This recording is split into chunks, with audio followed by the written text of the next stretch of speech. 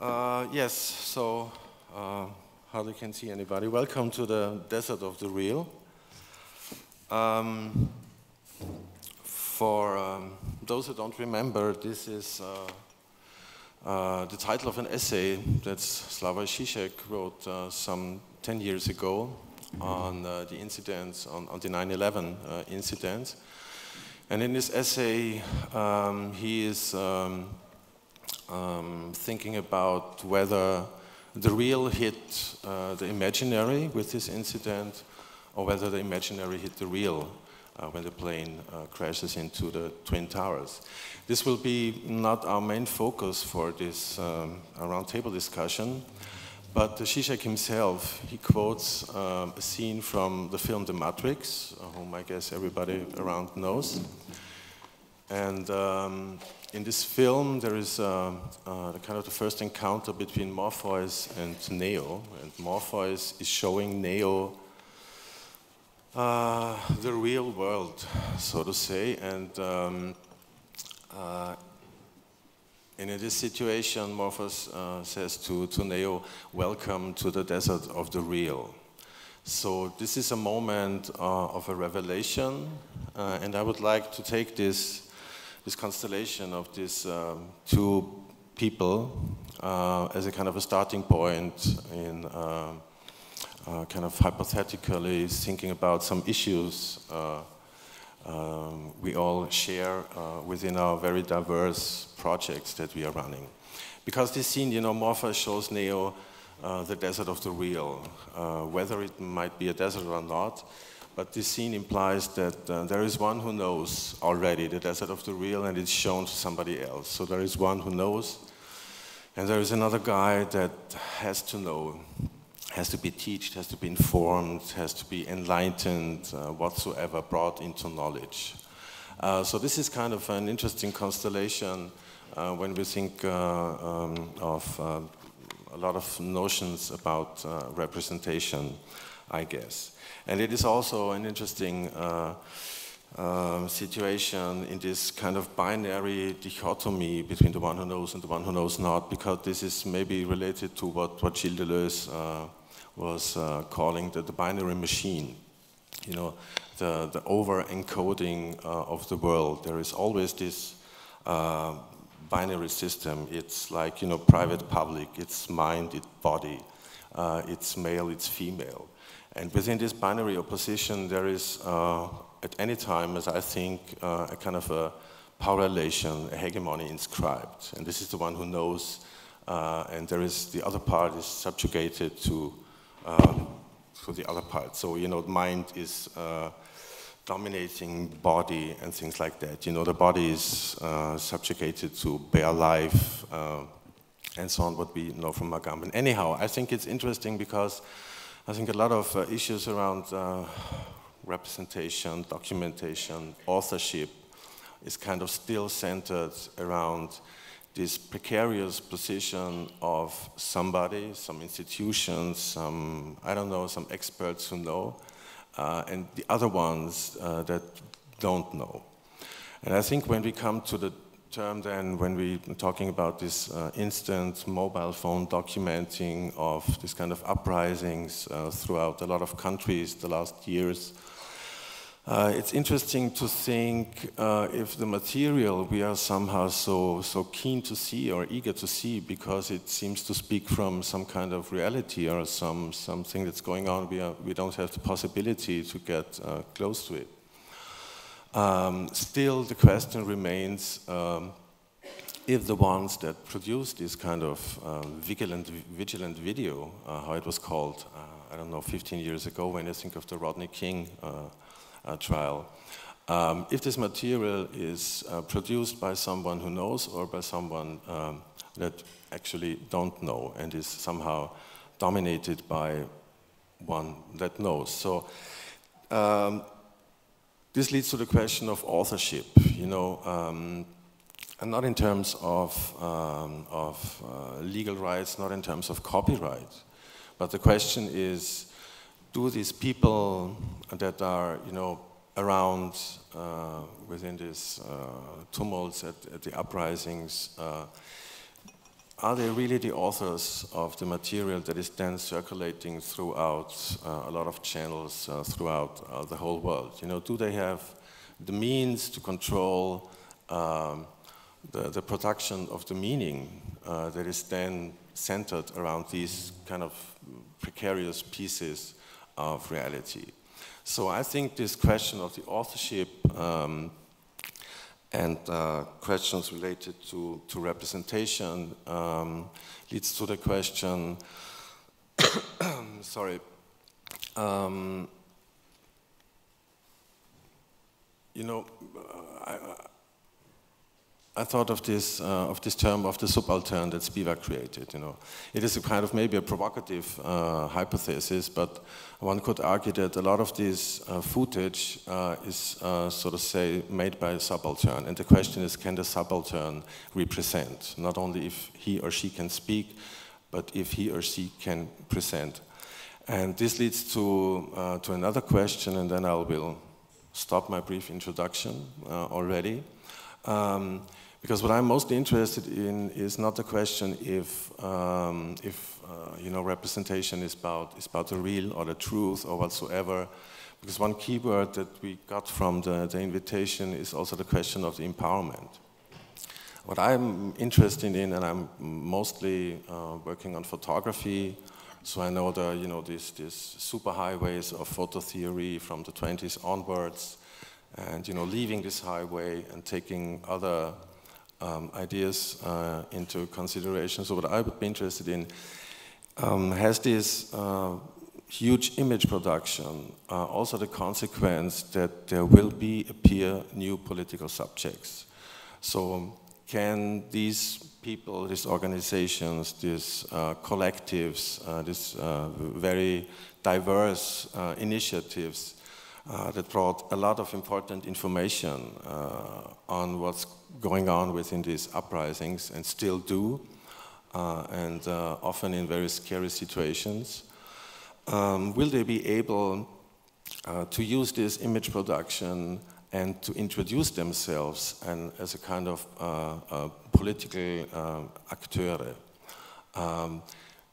Do they get agency through this image production, or will they be kept in this binary system of always being subjugated to minor discourses that tell them what the material they took really means, because they are entrapped in some very local, very narrow horizon of experience, very bodily, very violent maybe. So they tend to lose, you know, the oversight of what's really going on. And maybe this is a kind of interesting field to start discussing with my colleagues here, to get maybe some propositions if there is a kind of a shift going on throughout this spread image production. And the panel will not be too theoretical. We're talking basically about our, I don't know, our projects and questions that kind of we are engaged with. And since you already heard some brief information of Jens' project and on the Joanna Mazza's project, I would like to firstly address the Moziren project, and maybe from this kind of, I'm just dropping some ideas and some issues and some terms, and I would like to be interested if this is someone that really hits you in your project, you know, when in this collective project that Moziren is, you will be briefly give an introduction, or maybe we have to think of another constellation of terms or ideas to get closer to their situation at hand. So if you might.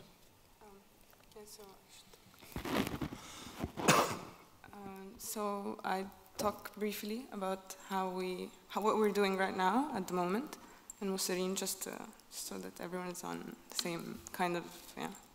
So at the moment, right now, we're going around Egypt and we're giving workshops about civil journalism and how to engage more people that are on the streets and who experience things into documenting or into knowing how to use mediums to be able to just express themselves. So that's right now what we're doing mainly in Mousserine at the moment, or what I'm involved mostly in the trainings. And we're a media collective that started right after the revolution, like the first 3 days of the revolution. It started as a tent in Tahrir Square, and this tent we had everyone coming in, dropping USBs and hard disks and mobile phones and cables just to drop off their footage, just to secure, oh, I saw this, do you believe this? Okay, you believe it, have it here, because the state TV and the private TV was doing a really poor job at the beginning of like the 18 days. So it was more like, do you believe it? Do you see it? Yes. Okay, let's put it together. Oh, do you have a friend that has this? Okay, can you just join? And it started just as a laptop and, you know, a couple of hard drives, and then it became an archive that was for the first 10 days, and then it became an archive that was for a couple of months. And the archive was just completely diverse and completely like, things are happening parallel. In this street there are clashes, and in the other street there are people protesting about their minimum wage, for example. So the state TV focuses on, oh, the people are doing this and that, and they're throwing rocks on the police, but on the other side you see people from their mobile phones showing a different side. So it was just like really an archiving, you know, like collecting. And so this is how it mainly got people together, got people from Tahrir to just know each other and introduce themselves together. And okay, I'm doing this, I have my mobile phone, but it's not really good quality, do you mind? Oh, we don't mind, let's see what we can do it with. Can we share it with someone else? Can we integrate it in another video, you know? So this idea of collective started right in Tahrir Square without any pre-plan of, oh, we want to start Mousserine, or, and then it became like, okay, what do we call it? What do we call this thing? Okay, we call it the media tent, you know. So the media tent. So who runs the media tent? Oh, I'm this and that, and this is this person. Okay, so maybe we should give a name, you know. Like, and then it started, and then we had a space, and the space evolved from archiving to screenings of the archiving footage, and then some editors joined, so the editors were editing the videos that were collected, and so on and so forth, and it just became and everything and all, and yeah. So we do other things, but maybe we should talk when I talk more about the other points, but when it's time, because I don't want it to go too long, and yeah, just pass the mic. So we have plenty of time. So. No. Yeah, but we integrate all together and yeah, make it. So yeah. I mean, when the archive will be maybe an important point to speak afterwards. The role of the archive, because you know, I guess in a few years there will be a lot of book published. There will be very soon some Hollywood movies around of some, I don't know, about what's happening on Tahrir Square and things like that. So there will be a story told, you know, history will be somehow written. Yeah? And a lot of people will be annoyed by the way the history will then be, you know, repeated in school books in 20 years, you know, what was going on.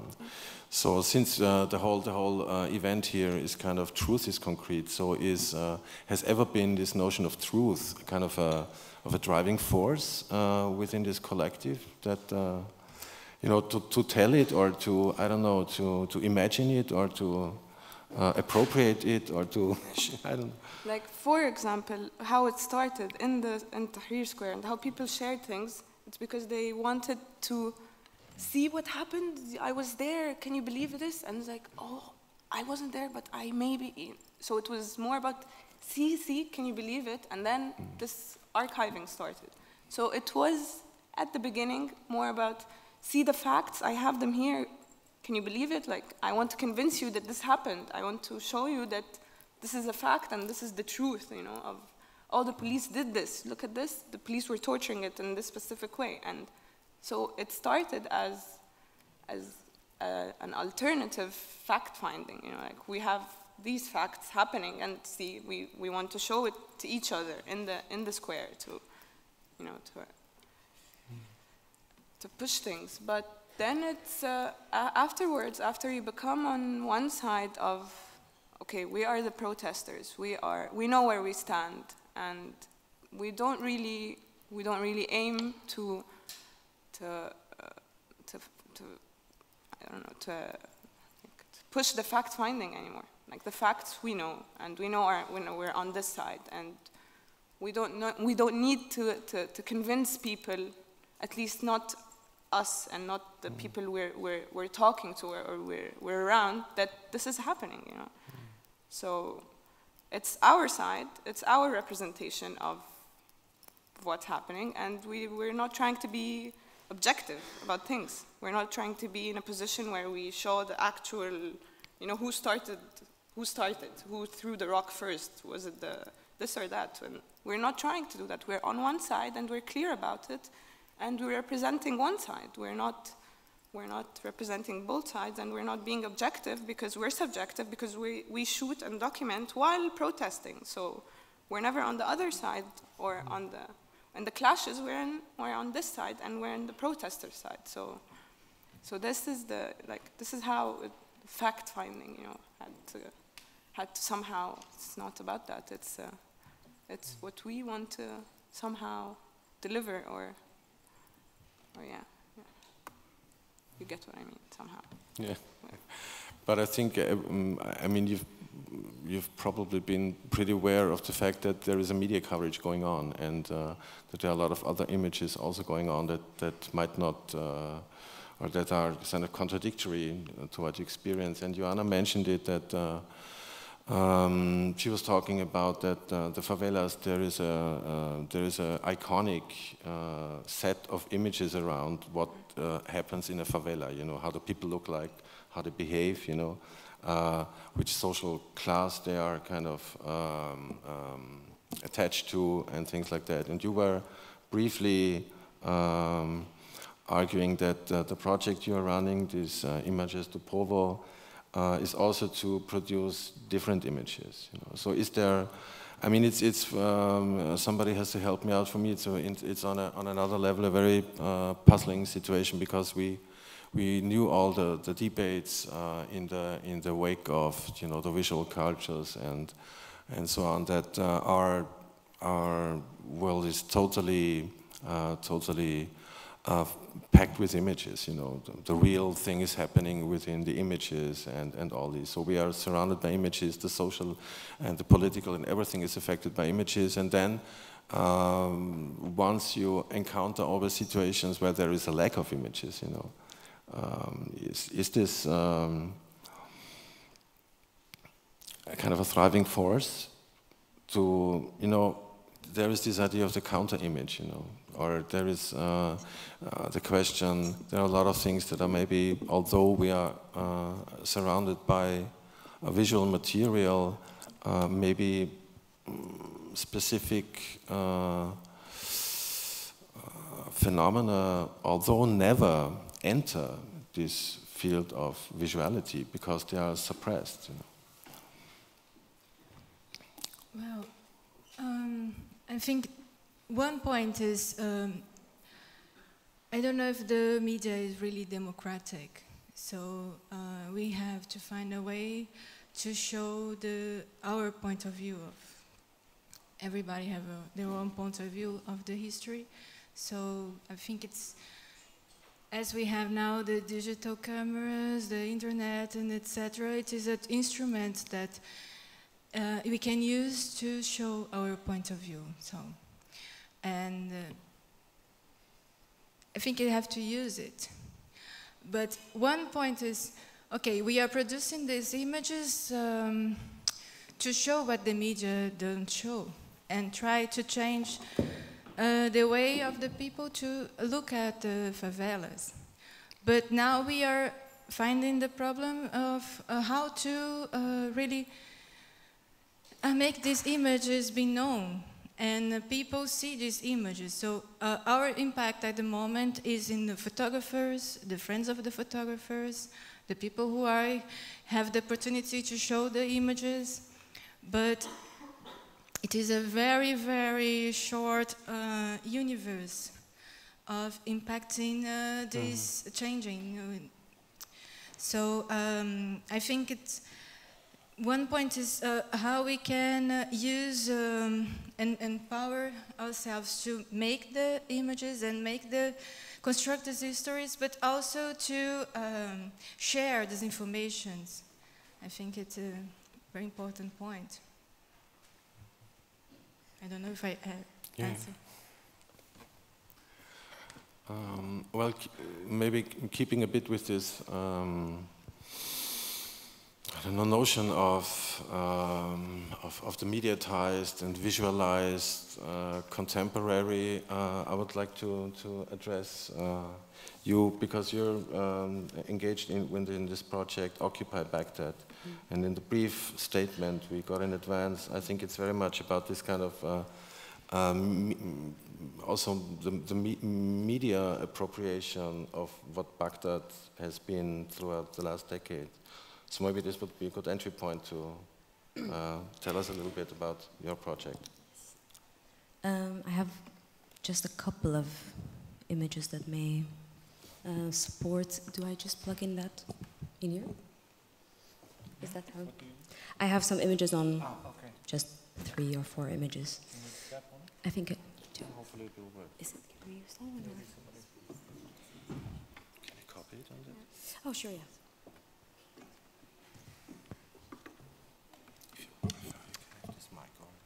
Yeah, maybe that's better.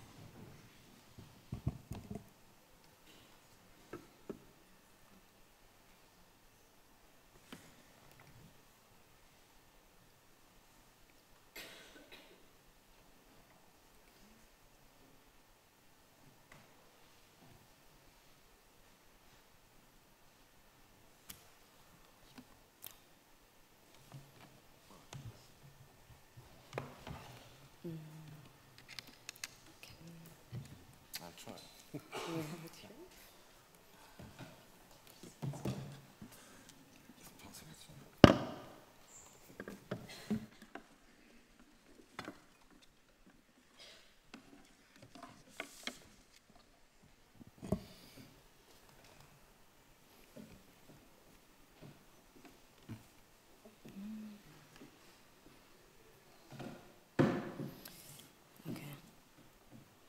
Okay, right.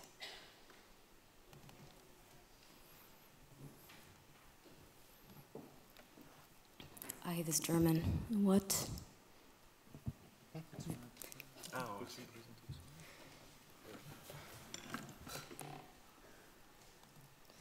Thank you. No? Oh, okay, yes.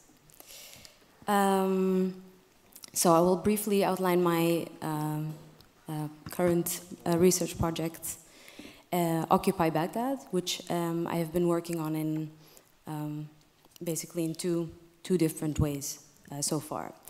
The first way that I went about it was through my own artistic practice in perhaps more or less traditional means. I am originally from Iraq. I've been living in the Netherlands for the last 20 years. And as an artist, I was so far always reluctant to kind of incorporate this identity into my own practice for various reasons. I didn't want to fall into the traps of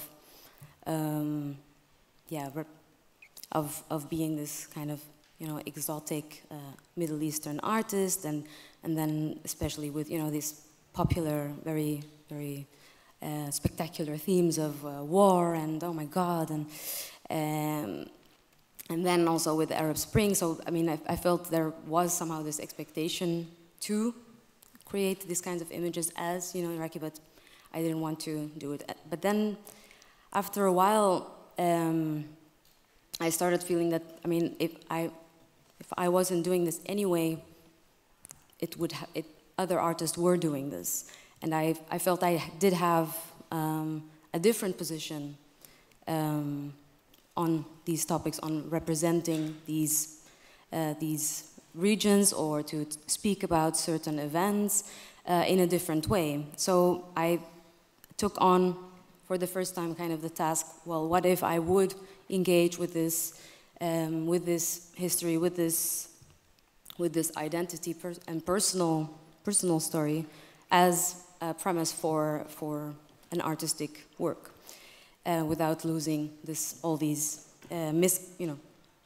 all these misgivings. So what I took as a starting point was the video footage that my father filmed in 2003, right after the fall of the regime in Iraq. This was the first trip after a long period of exile, and I took on this kind of quite raw, like VHS footage that was not edited. My father is a painter. He's an artist. He's not a video artist by any means. So this was, there was no sound. But there were discussions. Nothing was really clear. But I took on this material to see what could I do with it. During this process, I encountered a video work by another artist, by American artist Paul Chan, who made a video in 2002-2003 entitled "Baghdad in No Particular Order." And I had been looking for this video, and somehow during this process I found it on Ubu, and to my extreme surprise, the video material looked almost identical to the video material that my father had filmed, and I was very, I had to really take a moment to understand what this meant, because the video material that my father filmed was, featured my family members and this, this precious place, this place that I had been displaced from. I couldn't be there, and there it was replicated almost identically by an American artist. He's not Iraqi. He's not from this place. There are also children and like homely settings, but they are not mine. Or are they mine? Or was the other one, was it mine to begin with? So I started thinking about who in fact has more right to speak about a certain region or certain conflict more than somebody else. So does an American artist who has been there physically have more right to speak about this conflict or this war than an artist of Iraqi descent who had not been there or could not be there? So what I did was my first impulse, because these images looked so alike, was to look for the exact visual similarities in the materials and place them next to each other. After which I started editing my father's material exactly to match Paul Chan's video. I have here some. This is an installation shot, but here are some video stills of my video to match Paul Chan's video. And although visually exactly the same, there are some differences in content, but perhaps I can get into that later on. In any case, after I had done this, the only conclusion I could come to as to who has more right and who has a claim to these subjects was basically that it is actually, it's not mine as an Iraqi. I have no right to claim this, and it's also not Paul Chan's or whoever. It's actually all of us. As this particular war, this has existed more, perhaps even more than the physically in Baghdad. It has existed and played an important part in the mediatized realm. And this mediatized reality, this one has had much more participants, much more contributors than the actual physical one, and much more consumers. So I started thinking about it much more, a bit broader than this kind of personal relation or confrontation between me and this other artist, but perhaps more in general about artistic representation. And so I started building up. I hope I'm not taking too long for this introduction, but I started building up towards a research intervention that is to take place in Baghdad in the autumn of 2014, wherein I have created an archive of all artworks that have been created from 2002, basically leading up towards the invasion, until 2012, the moment in which I am now. And these artworks that have been made in reference to Iraq, but from outside of Iraq, will be taken to be exhibited in Iraq for the first time, and confronted and discussed in that context. This is also because I have my own personal opinion on this matter, but I believe that it has to be discussed there. It belongs there. It is. I believe that it is also has a part in contemporary Iraqi art history, and it should then therefore play an active role there. So, yeah, maybe I for now leave it here and then continue more on this. I find it extremely interesting that you mentioned this. Do you have a right to a specific subject, let's say a kind of Iraqi subject, because you're Iraqi instead of a US American? That leads me back to this question of authentication and authorship in a way. And maybe I'm skipping a bit into Advocatus Diaboli on this table, but I always thought a bit that if you address a specific authenticity to specific local people, let's say in Iraq or in Iran or in Syria or in Egypt, you know, isn't it the case that you already kind of imprison them in a specific identity that you ascribe them, you know? Isn't this kind of also this somehow also kind of romantic notion of authenticity at the same time nearly a kind of a cultural racism, because you really enclose people in a specific witnessing position at hand, at sight, you know? Because why should they know more about something because they are Iraqi or Egypt? I mean, this is nearly a kind of a cultural essentialism. I don't know if it's the right English word. So maybe I will skip to Jens, because you made this project that was precisely on this kind of ethnic essentialization. Maybe, I don't know. And I would be interesting because your hate radius seems to lack any representation, but I think it doesn't. There is a lot of also clues of representation within this project. Yeah, I can take that one. Well, I think also when Urok is talking about who's having the right to speak about something, everybody has the right to speak about everything, of course, first, and then it is not about ethnicity or about belonging to a nation, but about being there, having been there. So being an eyewitness, being involved. I think that's the case, and that's why we, for our project, Hate Radio, decided to work with people who somehow have a relation to it.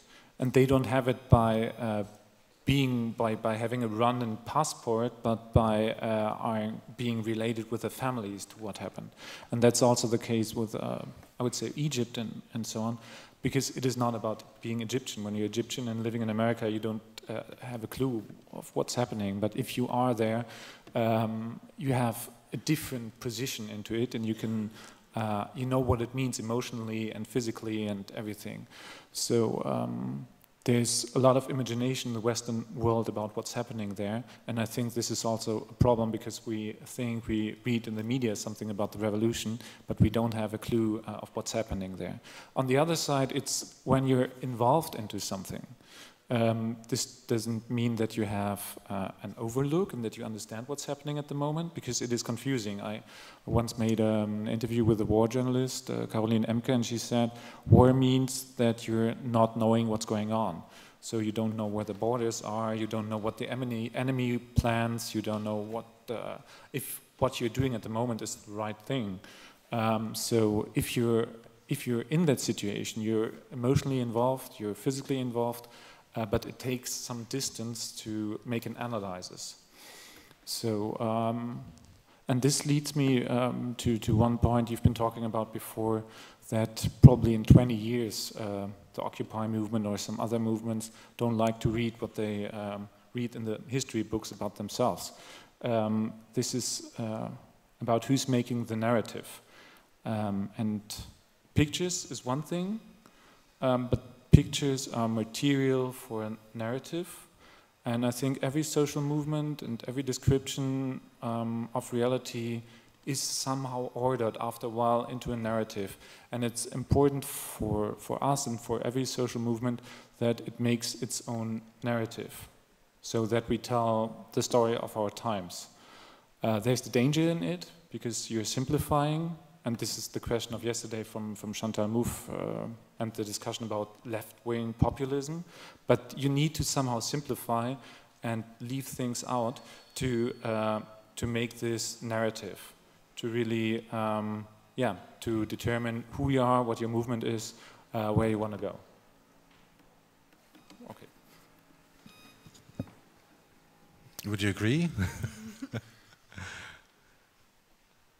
I mean, the question is then, do you feel that the projects you're running, Mosirain and the Images del Povo, is this a strategy to become a part of this narrative, of how the narrative will be, I don't know, constructed, fabricated, told, and so on and so on? Is this a strategy to get there?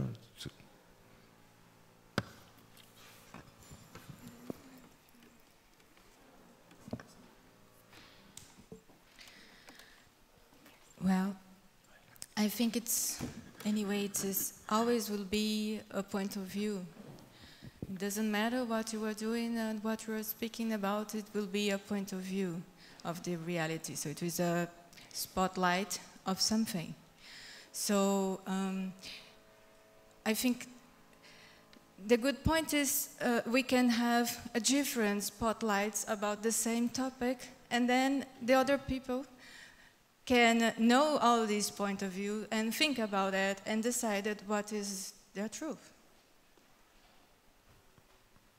Narrative means bringing these two oppositions together, so like bringing different points of view together. I mean, that's what for me is a narrative. But narrative also could be a narrative of sequence of things happening to a specific person, or to a specific group, or to a specific culture, and it would be a narrative of this. It would be a narrative of the past 10 years, for example, of this specific. It's who's telling the narrative, and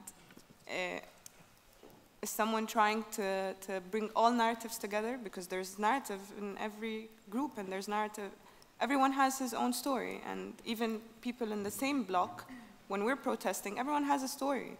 And if we get together and we try to make a video and we say, okay, so what happened? You were on the corner of this and that, and you were doing here. So was the hospital, did you see people coming? The square hospital, was people, no, this didn't happen. There weren't 25 people, there were just 15. And other people say, oh no, it was 69, I saw, and yeah. So even in the same exact, like, there are different narratives, and sometimes it's just what's more important? What's more important, to find the ultimate narrative for all these groups, or is it important to find how many people were killed, or how many people, for example, I'm saying, like, this is a pure, are numbers and facts that important to having a full picture, or are separate, like separate narratives coming together make a broader, or make a an understanding of what really happened without having to have numbers, because it's not about numbers. Of yeah. course, Yeah. but I think it is Example. people coming together and then deciding what's their story and listening to them, to the different ones, and like deciding, well, that's what we want to tell. So it's also about deciding together as a group from different perspectives that this is the story, this is our story. Yes, or these are different stories and we don't know. Someone says this, someone says that, and... But at least one should agree on something. I mean, that's, I think that's pretty important. What we have here on the marathon, it's also that we have a lot of different voices, but we should agree on something at least. We should, I'm not sure. We should agree on what exactly? I'm not sure what you mean. No, I mean, for the example for hate radio, for example, is that what the radio station did, this RTLM, is also making a narrative. So there's, if you listen to it, it's completely clear and completely logic. So you have, on the one side, you have the Tutsi people that are coming from the north and that are somehow like the aristocratic class. And there's the suppressed Hutu people and they have to defend themselves. And so it is necessary to fight against the enemy. So that's the story, the narrative of that radio station. And it's completely logic. But they left out the, the other story, the other history, the other narrative from the Tutsi side. And I think it is important for not excluding this other narrative, but that you agree from this. I think it's the binary problem, that if you have always these contradictions and you are very antagonistic at the core, and you completely exclude something, and you say, this is the one who's the enemy, and this is the one we have to protect ourselves from, I think this is a big problem if we always think in this division. I just wanted to comment on what you said about that everybody has a right to say something, but it's about being there, being involved. And I think, yes, everybody does have right to speak about whatever matter, but also everybody has a right to react then on that and to have an opportunity to react. And for me, this is what also is at the core of this project, that yes, all these artists that have made artworks on the Iraq War, yes, they have a right to speak about it, but shouldn't then also Iraqi people or artists and intellectuals have also the opportunity to react on this, in whatever way, and if necessary, to call for responsibility on certain consequences of these representations. And in my view, the occupation of representation, let's say, of the war should be taken as serious as the physical occupation of Iraq, and perhaps these images that have a power to travel have much bigger power, have to be taken even more seriously and be accounted for. Yeah, but this is what I was exactly saying. So if you make it is also, if you are talking about something, you should somehow be involved in about what you're talking. So it's yes, for me. No, I agree with you. Okay. Sorry, that maybe I'm. Well, in Imagens do Povo, in fact, we really are focused in not showing what the media shows, because we don't need it. So the media all the time are showing young people, young boys, killed or robbed or in jail or something like this. So we just don't want to show it also. It's not necessary at all.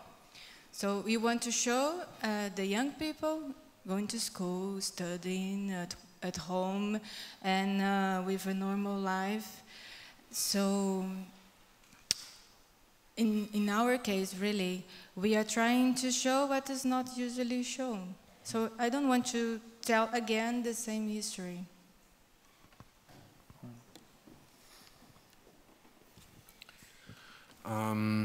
this question of showing is somehow now leads me to Maryam. I think you're working on a project, or your work is kind of characterized, maybe it's not so good word, by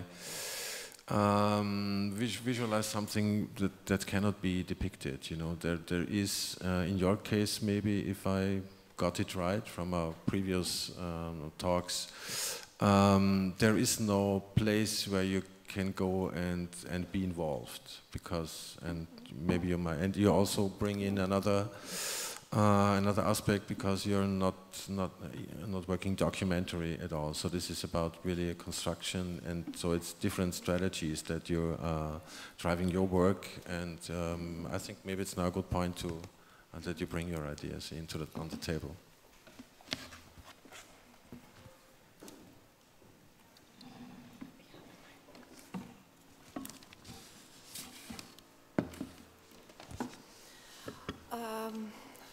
First, I want to just shortly talk about this citizen journalism, that I think it's also related to all this topic that we have it till now. And then I will... Thank you. Is better? First, I want to just, because for me, citizen journalism, somehow in the way that you explain, you know, and that in the way that I have the experience of it, it's somehow different. And I do believe that it's different in maybe different places. But I want just to give it short, just saying something about citizen journalism, and because I have done a project here about citizen journalism. According to 2009, that it was somehow uprising in Iran, and just want to also show some pictures, because when we are talking about citizen journalism, I want to just to concentrate on photography, because my job, I am a photographer, and I am working with photography. And when we talk about citizen journalism and the media and the images, we have photography, we have video, and also we have something that it's really very interesting, because, for example, I show you that people or the artists or the medias, in many cases, they just choose some one shot of a film, and this was a material. And then after these shots, you have many different kind of work, like posters and graffitis and this.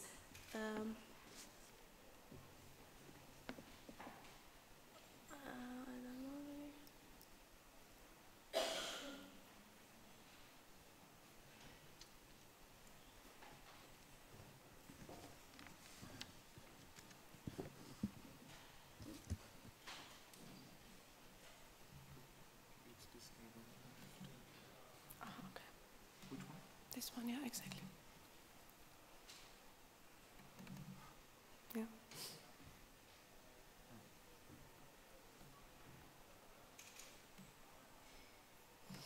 Okay, this is one single shot of a video that people took it in the street of this woman that she got well known that they killed her. And this is just a video shot, and it's not a photo, it's not a video, but I just want to say that the material is spread in citizen journalism, and the borders between the material get disappeared somehow. But about the citizen journalism, I just want to say that we always should think about maybe 3 questions, and the question is, who are the producers? Who are the authors? As you say, what is the authorship in citizen journalism? And what is the motivation of doing citizen journalism, or doing just with our handy, or with mobile, just with our mobiles, we just go and took some picture that also in Tahrir Square, it's the one of the most important example. And the 3rd question is, who are the audiences? It means in citizen journalism we have 3 process. First is producing. Who are the producers? Second is that somehow I call them dealers. That the dealer, I mean the places who got the material, and then they decide about it. They decide how they want to use it, how they want to deal with this. And the third is audiences. That, for example, it's good that we know, for example, opposite to citizen journalism, we have photojournalism. And they are absolutely in different levels. For example, who are the producers in photojournalism and in citizen journalism? In photojournalism, they are photographers, they are well-known photographers, it's their profession, they earn money with this job, they are sent by their magazine or the newspapers to the battlefields, and for them it's like a job. They are in their mind, they have all this taking care of composition, of the lights, and sometimes of maybe this picture can get a Pulitzer Prize, or maybe we can show it in World Press Photo as one of the most famous press photography festival. This is the producer of the picture that the photojournalism do it, but what the citizen journalism do it? Who are they? They are normal people, and without taking care about composition or without taking care about the media, about the instrument that they are using.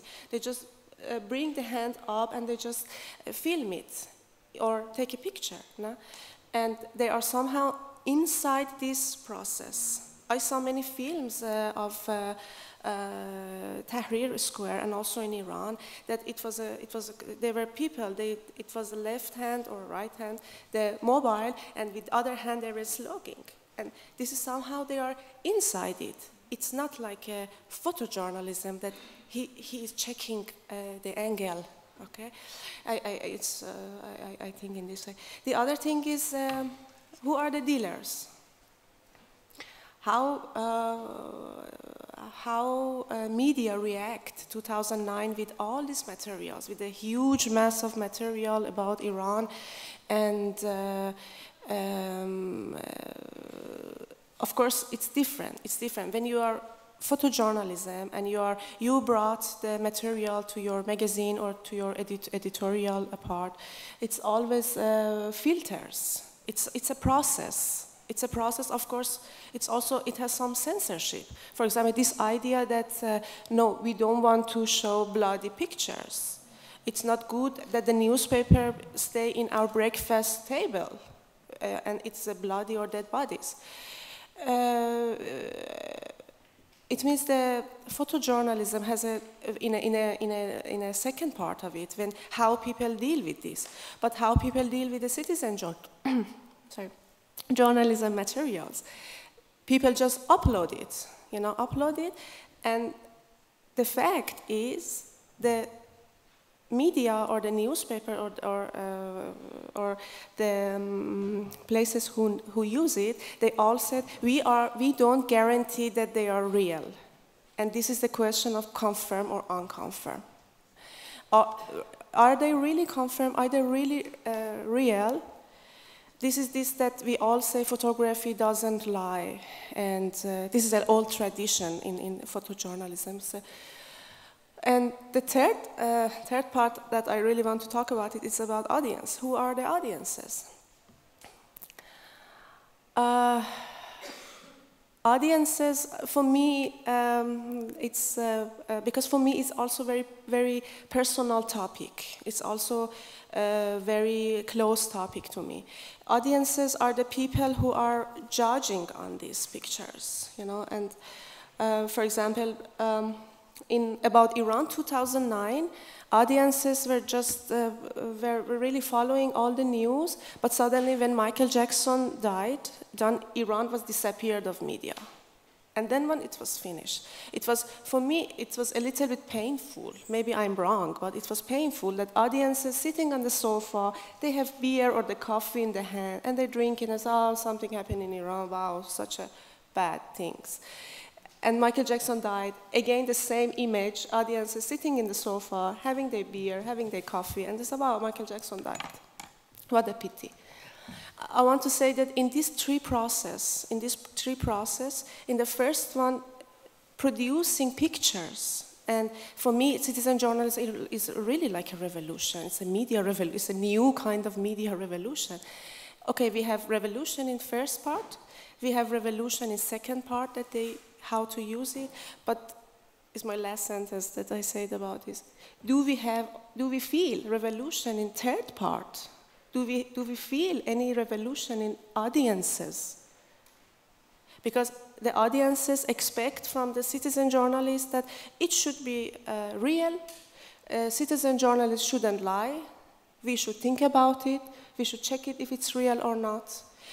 The second part, the magazines, the newspapers, they have also their rules. It should be without any brutality. It should be a good composition that we needed. But what about third part? This third part for me is something lost. Yeah, and then maybe later, then I talk about my project.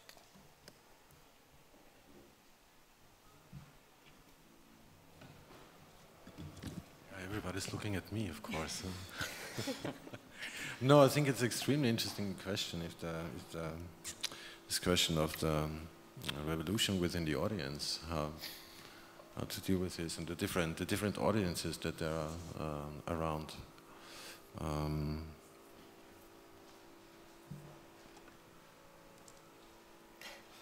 Questions from anybody? Just taking it all in.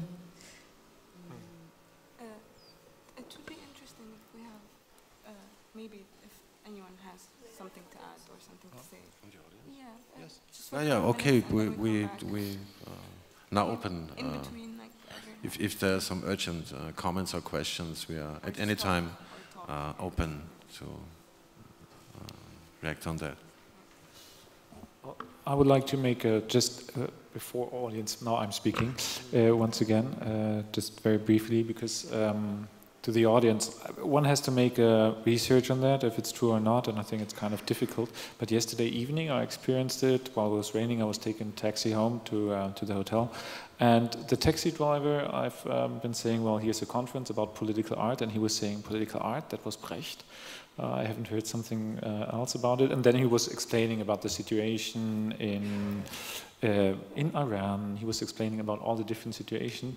And I think probably this is that everybody's really well informed, and people, even if Michael Jackson's dying, they still have in mind what's happening out there. So I think we are in a situation where everybody is informed about everything that's going on, but they're not involved. So it's I think that's also a revolution, that everybody's really informed, and that's a difference. For example, like 20 years ago, the people were not so informed as today.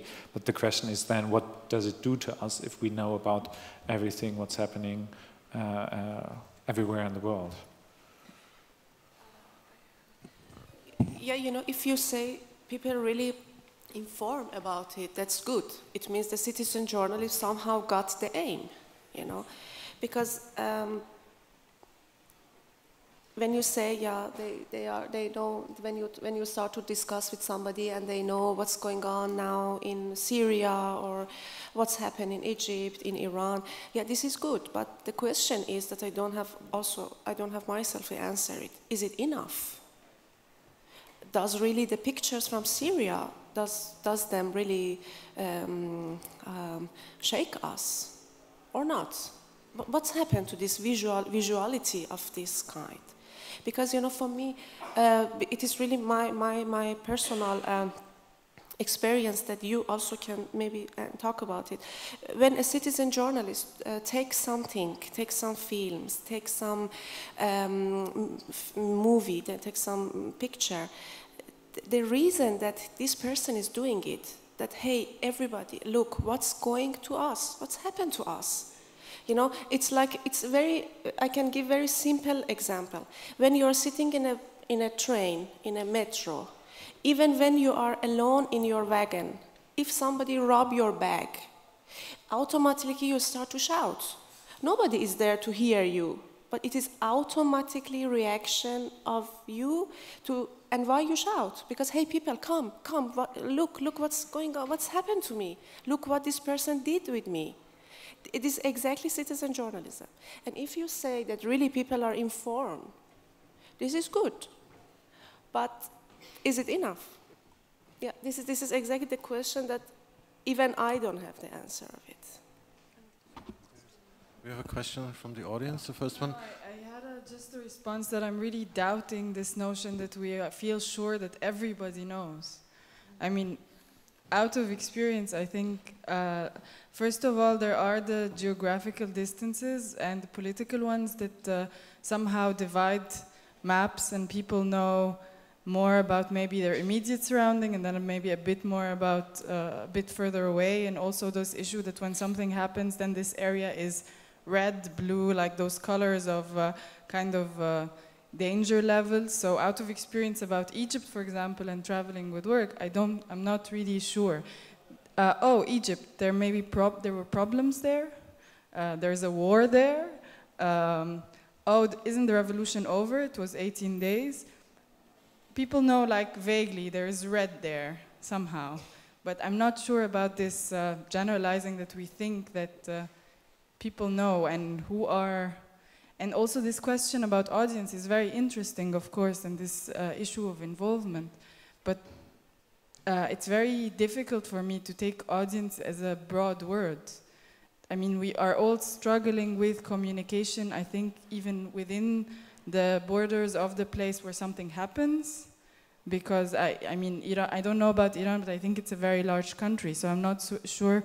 I mean, that's a question to you. For example, if something happens in the capital, is it known in each tiny village on the other side of the country? I mean, this is also a problem we're struggling with in Egypt.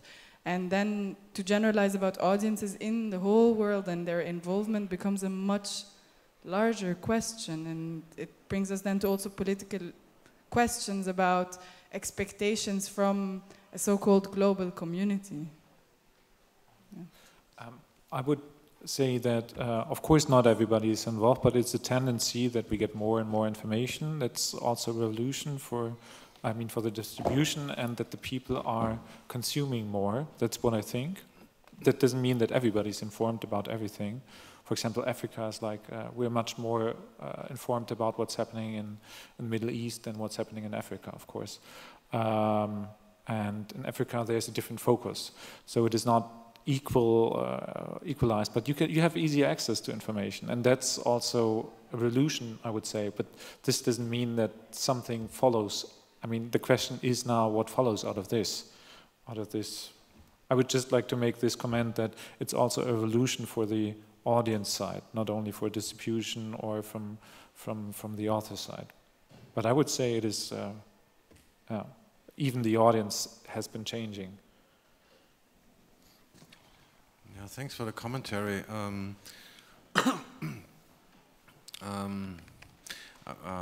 I would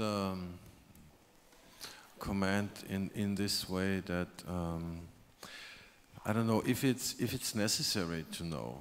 Is this kind of this idea of knowing, which is maybe quite close to what's raised in Truth is Concrete with this term of truth, you know. So I would just think if this notion of knowing is a kind of a torturing idea also, because it's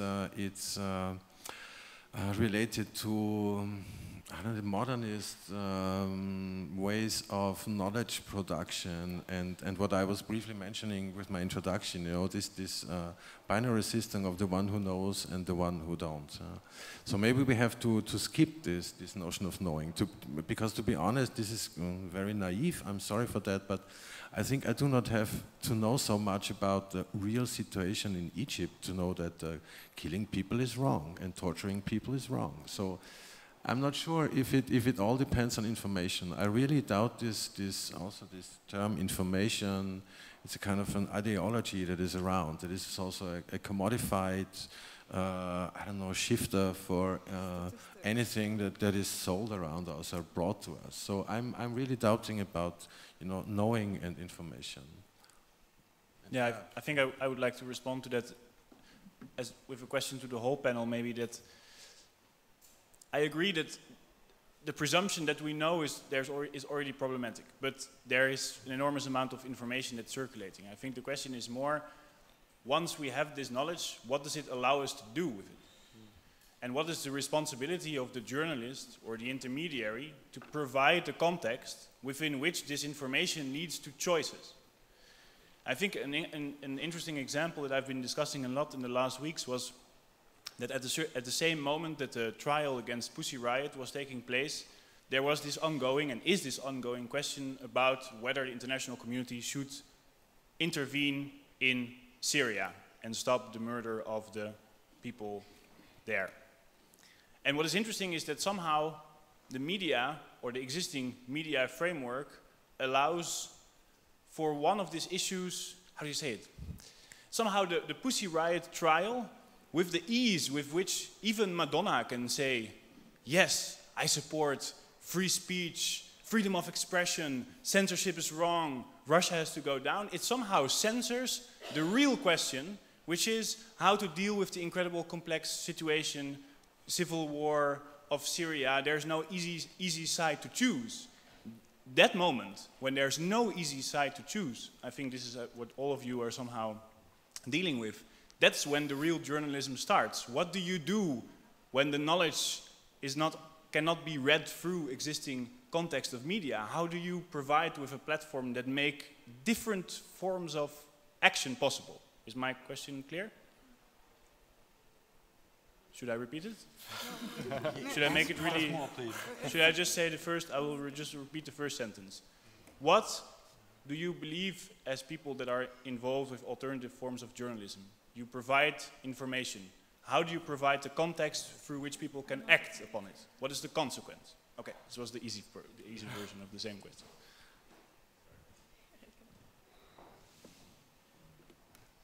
Well, it's a really good question. I think I'm not sure if I'm providing information, but perhaps more trying to articulate my questions and finding somehow perhaps more common questions from which to think about this so-called information.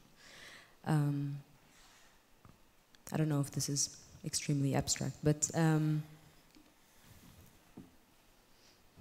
maybe somebody wants to join in. Yeah, so I would hope that I can, with articulating a question in the form of an artistic intervention, that somehow I can provide some kind of platform where this can be shared. I think we have another question from the audience. It's not really a question. Yeah, commentary. This is all talk. We're not answering and we're not replying and we don't have any information. I don't have any information. So, like, we're talking. So yeah. Well, before you start with that, I would like to say about Hate Radio that it's about the use of how information is used. What RTLM does, it's a journalist radio station. The moderators perceive themselves as journalists.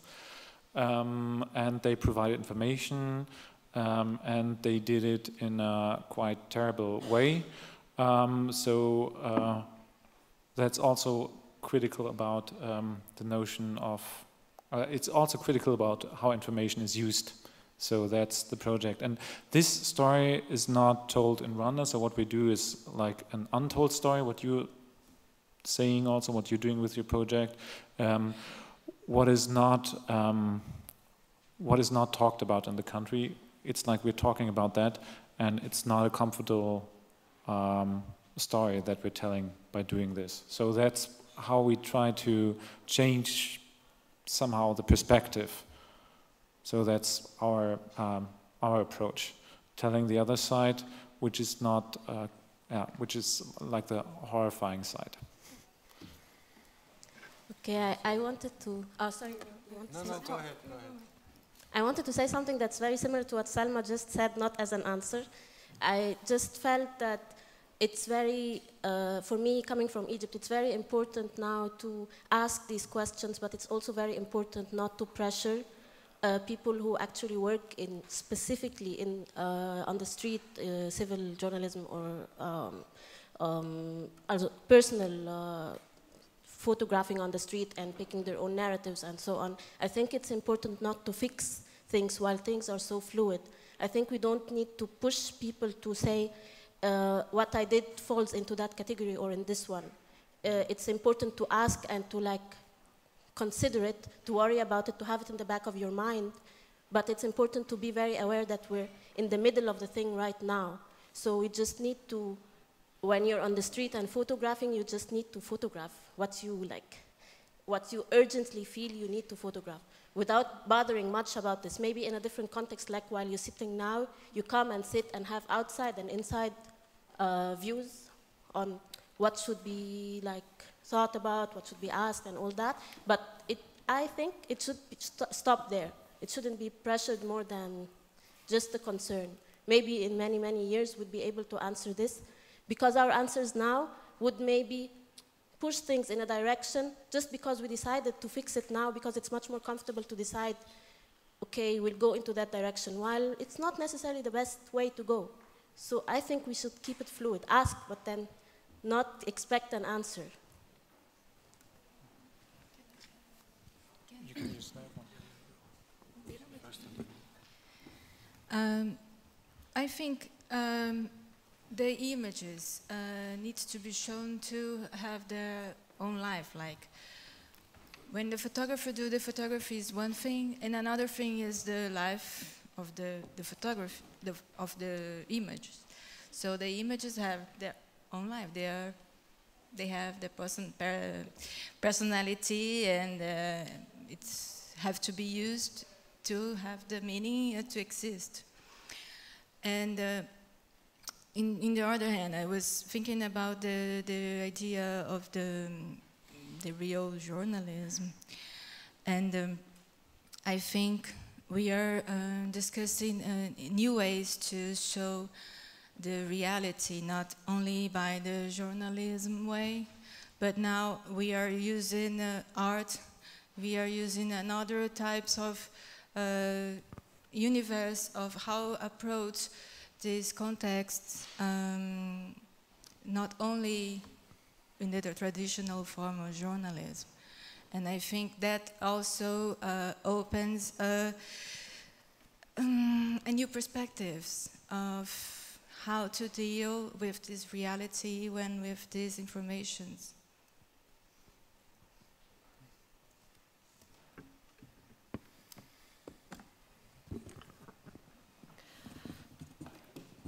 I just want to say something, because you said you're coming from Cairo, from Egypt, okay?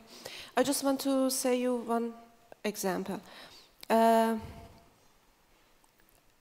I do agree absolutely with you that everybody can live in a way that they want to live. Everybody can live, maybe, for example, for me, I wish to wake up a day without thinking anything about what's going on in my country, what's going on in Syria nowadays. When it was Tahrir Square, my CNN online was always on, you know. It depends on, you know, but everybody can can choose their way.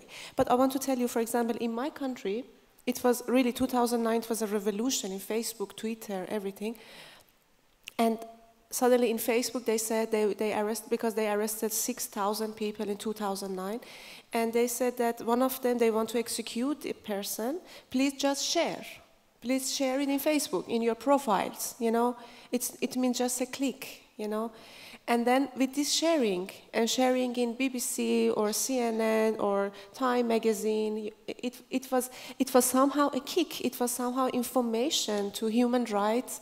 I don't know what is it, to Amnesty, and then Amnesty start to write letter. Amnesty start to act. You know, it's good that we have information, and it's good that as we have possibility, we use our possibilities. It can be even a click. And then after this, really, the execution was cancelled. And it was really a great solidarity. And it was not just Iranian people in Facebook. I checked even in America, in USA, in Europe, in Israel. It was sharing this picture of this person. And then Amnesty started to react. And these were really helpful. It means it's good. We have the information. We don't want to bother our life, our private life. But I think we are living in a different time. We are in the, I don't know if maybe it's a very big word. We are living in a, we are talking about globalization. We are talking about solidarities. We are talking about these big topics. And I think we can do with a small opportunity we have, even just click in a Facebook, because it works. It really works. Okay, but I think I would also like to respond to what you were saying, because I think this idea that producing images and putting them in a kind of public sphere where they can circulate around in itself is not enough. I think what is essential is that if in any image, I agree with Urok when it comes to producing images in the context of civil clashes, social clashes, war, is part of this war. There's no neutral outside. Making images is producing acts that can be considered similar to firing a bullet from a gun. So you are giving this example of an image that circulates around and that helps mobilize Amnesty to save somebody's life. It can be the other way around, exactly the same. So I think exactly for that, this panel is very important, because each of you are considering, I come back to my earlier question, what does it mean to produce these images? What framework do you give with it? How to deal with these images? How to act upon them? How to be sure also that they don't circulate in the wrong ways, or that they are captured easily by your opponents or used for oppositional ideals or goals.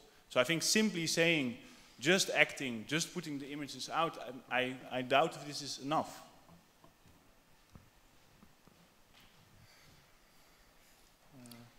Okay. So, I have a small example of this opposition, and if it's just not enough to just show one side of for example, one clash, which was the Maspero events that happened in Egypt. Maspero is the state TV, it's a state TV building, and there were peaceful protests around Maspero, and people were protesting that they want better media, not even clear, but just better media. We just want to see something that has anything to do with what's happening. We don't want the complete truth, yeah. We just want, just peaceful protests asking for,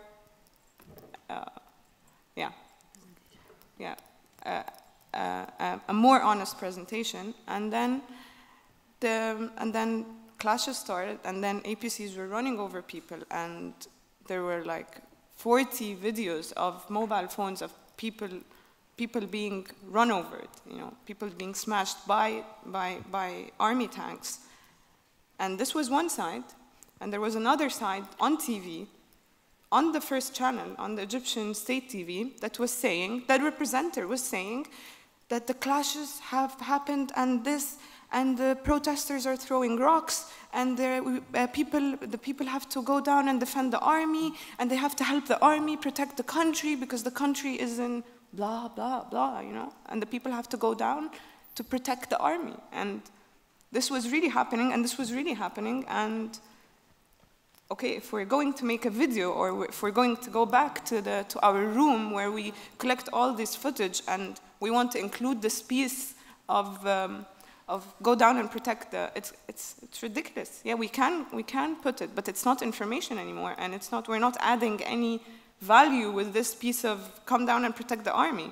It's just we're being maybe sarcastic, or maybe we're being, this is on this side, and who sees these videos and at what time? Like, the videos uploaded, and then people are on YouTube and looking for what happened and seeing this and that. They've seen the TV, and everyone heard what was being said on state TV, but Do we need to have it again on our side that State TV was asking the people to protect the army? Do we need to have, does it make any sense when it's this piece of footage followed by a piece of footage where the APCs are running over people and people are being everywhere, you know, like dying in numbers? Does it really add any, I don't know, does it add anything to the two sides? Or it's just cynical if we do that, you know? We can't do it, and it's just more of, not cynical, I don't know if it's the right word because translations happen, but it's just we're being, look at the State TV, they're doing this and we're being run over. This is the kind of the clashes or the citizen journalism or the specific time we're dealing with. It's not about, for example, the urban problems of Cairo and how we go and we tackle a point like, for example, the slums, you know, and we say, oh, these people built their houses, and then the debate comes up of, oh, they don't have the right to do that because they ruined the sin and the roads, and the other people, they're affected, and it's harder, and they have to move out. It's not a rights problem, you know. It's people dying, and it's clashes, and it's things that are still happening, like how Rana was saying, and it's still happening, and it's not really, you know, a framework of, oh, this is a problem, how we're going to show both sides, and how are we going to tackle this? Yeah, but I hope I don't know. It's not a question, so I'm just commenting. Yeah. I have another historical example for that. That's the Romanian Revolution. So I just mentioned that we've been doing a project there as well, and the Romanian Revolution was the first revolution that was televised. Analog, so with video cameras, no internet, no YouTube, but everybody had a camera and everybody was filming everything. And this distributed the images of the revolution, but it didn't help to make the revolution happen. So it was, because there's so much information, there was so much information, counter-information, the images itself just showed something military. You didn't know if it was this side or that side, and then it was just the, let's say, a more liberal part of the Communist Party that took the power in Romania. So all this confusion about the images was then used for the old hierarchies to take over the power. And I don't know what's happening in Egypt if the former structures of power are taking over, or what's going to happen the next weeks, months, whatever. But this brings me back that if there's a picture, there's also a need of somehow giving a bigger picture of that. So this brings me back to the narrative, and I think it's necessary to somehow, yeah, tell the story of that picture. I had a little comment back to before the Romanian example, but like related to what you're saying as well. Just to clarify on this line that separates between the phase where I gather the information and the phase where I decide what I do with this information.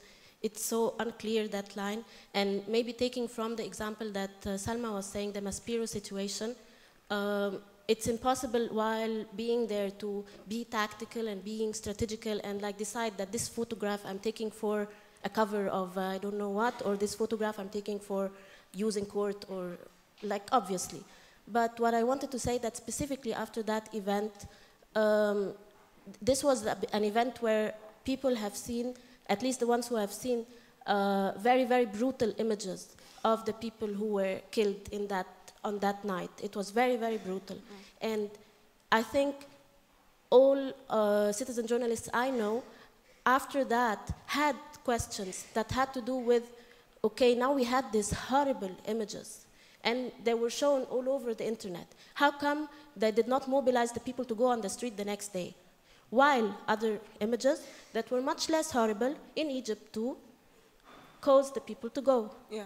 So these are the kind of questions that come, and like I totally understand that one shouldn't just go and shoot, talk, I don't know. but like you should ask yourself, but I think that the nature of the questions and the timings is what really is key here. Some questions are too far, like too theoretical or too far away from what's going on, and some questions really relate to what's happening. And like, it would be great if someone would be able to ask the questions, and some people actually ask questions that are very avant-garde, but no one answers them, and after 10 years we see like, you know, this guy there, and no one listened to them, and they said, we should answer that question, or we should talk about this. So I think there's no, like it's inevitable that we're living in the present, and we have to live in the present, and we have to ask the questions that we're ready to answer now. And we have to ask questions that are like 2-3 steps ahead, but 10 steps ahead, I personally feel it's too pressuring. Like coming from Egypt and talking here in Austria, I feel it's too pressuring having to articulate my position, and having an institute, like a very small collective like Musirrin, just a year old, having to decide what kind of narrative or position they're taking. I think it's too much. I think, I mean, I more or less agree. I mean, I think this is also why I have also a hard time to really comment on this. And there is this issue about we are getting everything, all this images, everything real time, in real time, and I do believe that there has to be also some time for these processes to take shape, for before an effect can actually be felt, or over a period of time. It's not instant. Yeah, perhaps it's not like people going to the street immediately the next day, but perhaps something much bigger is happening, as an effect of these images. And this is really hard. It's a very precarious situation at the moment. I find it also quite difficult thing to judge, assess, and is it working? What is the, what kind of images should people be making, uploading? I think it is an interesting question, in terms of strategy about, well, what worked, what didn't work, and this is something that, yeah, can definitely be taken into account. But yeah, I think, I mean, for me, it's obviously with the Iraqi conflict, it has taken me at least 10 years to feel like, I now there has been some distance. I can go back and discuss certain things without the very immediate, also emotional, situation. So I don't know. I find it a difficult premise to speak about Egypt particularly, and what is happening also in Syria at the moment. I don't know how if we have also other examples or certain, yeah. I can give an example that happens in Rio 2 weeks ago, for example. Well, in Rio we have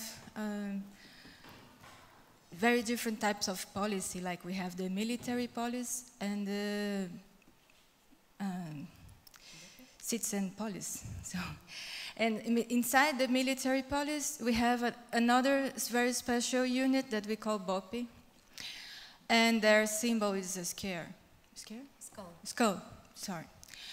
And 2 weeks ago, it's really common to happen, they get inside in Maré, where we work in, and shooting, because it was like that cars from to keep the monies to go to the bank, like almost looks like a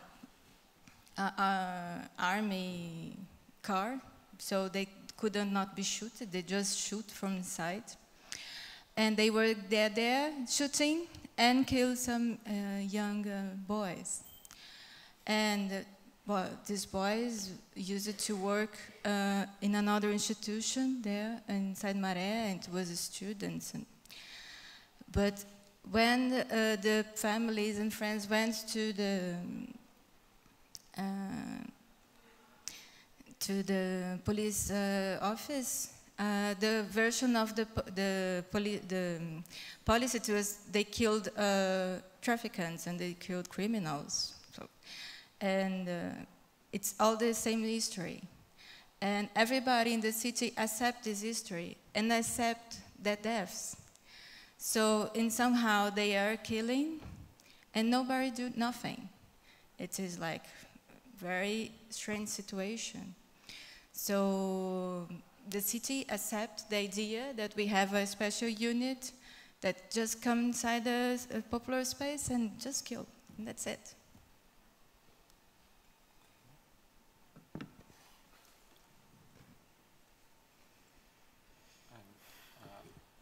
Are there photos of that? I mean, are people reporting about that? There are, of course, different groups. They are always speaking about that. I'm talking about the whole in a very generated aspect, of course. So inside Maré, there are a lot of projects that work with these topics, like Observatório de Favelas, that make a very rich research about the deaths, and we have a program that really make a research about what is happening inside the favelas, and a very rich study about the deaths with young boys and girls, but mainly boys. And of course, in another institutions that work on these points. But it's not well clear for the population what is happening. And in fact, the citizens of Rio de Janeiro are really afraid of favelas, and that's it. But there is also, I was this last summer in Rio de Janeiro, and afterwards I saw this what I understood was a very, very popular film, the Tropa de Elite. It's a two-part film precisely about this special military unit that goes into the favelas and basically tries to clean it up, from the favela lords and the drug dealers. But I thought it was a very interesting case study, even though it's based on some testimonies from real people, but it's a fictional film that shows these two sides in a way. It first shows this really hardcore, ruthless, with this kind of fascist aesthetic, kind of unit, military unit that goes in and is, because it has to clear out, it cannot really make a differentiation. It has more specific rights also to do this, to clean out and to then report, yes, these were drug dealers, traffickers, etc. And then in the second film, it shows actually the corruption inside this military unit, and the fact that this corruption really goes very, very high up. And I don't know. I mean, I have to say I was very, as an outsider, of course, to this situation and to Rio, I was very, very much torn. What do you do? How do you deal with this? Obviously, shooting innocent boys is the wrong thing, but then on the other hand, having drug dealers who are, having some other young boys work with them and in drugs, and also becoming these kind of mercenaries almost, is another side of the coin. I find it another very tricky one. I found it interesting that this film, this fictional film, which is not journalistic, not aims to be completely journalistic, at least, is somehow able to present these two sides of the coin in terms of violence. I just wanted to add, Joanna, because when I was in Rio with you, you showed me, or someone showed me excerpts of a film which was on television, and there was this kind of very famous massacre in the other favela, which was stopped only by the presence of the TV helicopters showing and filming a specific massacre where the whole population was closed in. So this was really an intervention, and it was like this live moment where images can change history in a certain moment. This is the one hand. On the other hand, for me, it is also interesting when this becomes art in a way. When I was in Rio, there was this exhibition of a woman photographer, I think also from your group, who made a series of photos on places where people have been shot by snipers. There's this kind of random murders, which is, let's say, not merely political caused. There is no reason. Sometimes people are killed in Rio de Janeiro by chance. Just from some window, someone kills someone. It's really a crazy hunt with no pattern. I don't know, an outburst of violence, anonymous violence. And there are a series of, a quite remarkable number of people, children, families have been shot in this way. And there was this photographer, I don't remember the name, who made this... Anaka, yeah, who made the photos from the sites where it was one of in the Copacabana, it was one on different sites. So this is the emptiness. So you can fill things, or you can film the masses, you can film this moment of eruption, but maybe also with a short distance and with the knowledge of what happened, of course, this kind of void. Yeah, Anaka works, she deals with the silence. So the silence of the not present of the people anymore there in the space. It's like a homenage. So, homenage, can I say it? Okay. And, but well, she is a photographer from Rio de Janeiro, a friend, and they're also exhibited in our gallery, but it's not a photographer from the project. And, but of course, this is something that we are really interested in how the Carioca people accept what's happening and accept in silence. Like, everybody knows us what's happening, and there are a lot of researchers about what is happening, but there is no real movement of the population to change that or to argue with what's happening. And it's something that I'm thinking about, why people doesn't react. I don't know, maybe it is one thought, could be maybe because people are with lack hope of real deep changes. Maybe, because it's so a long time that is happening. Like since I was born, it is happening. And it is like the first favelas, this is from the 19th centuries. So it is happening a long time. And, but nothing changed really in this period. So maybe it's this, I don't know.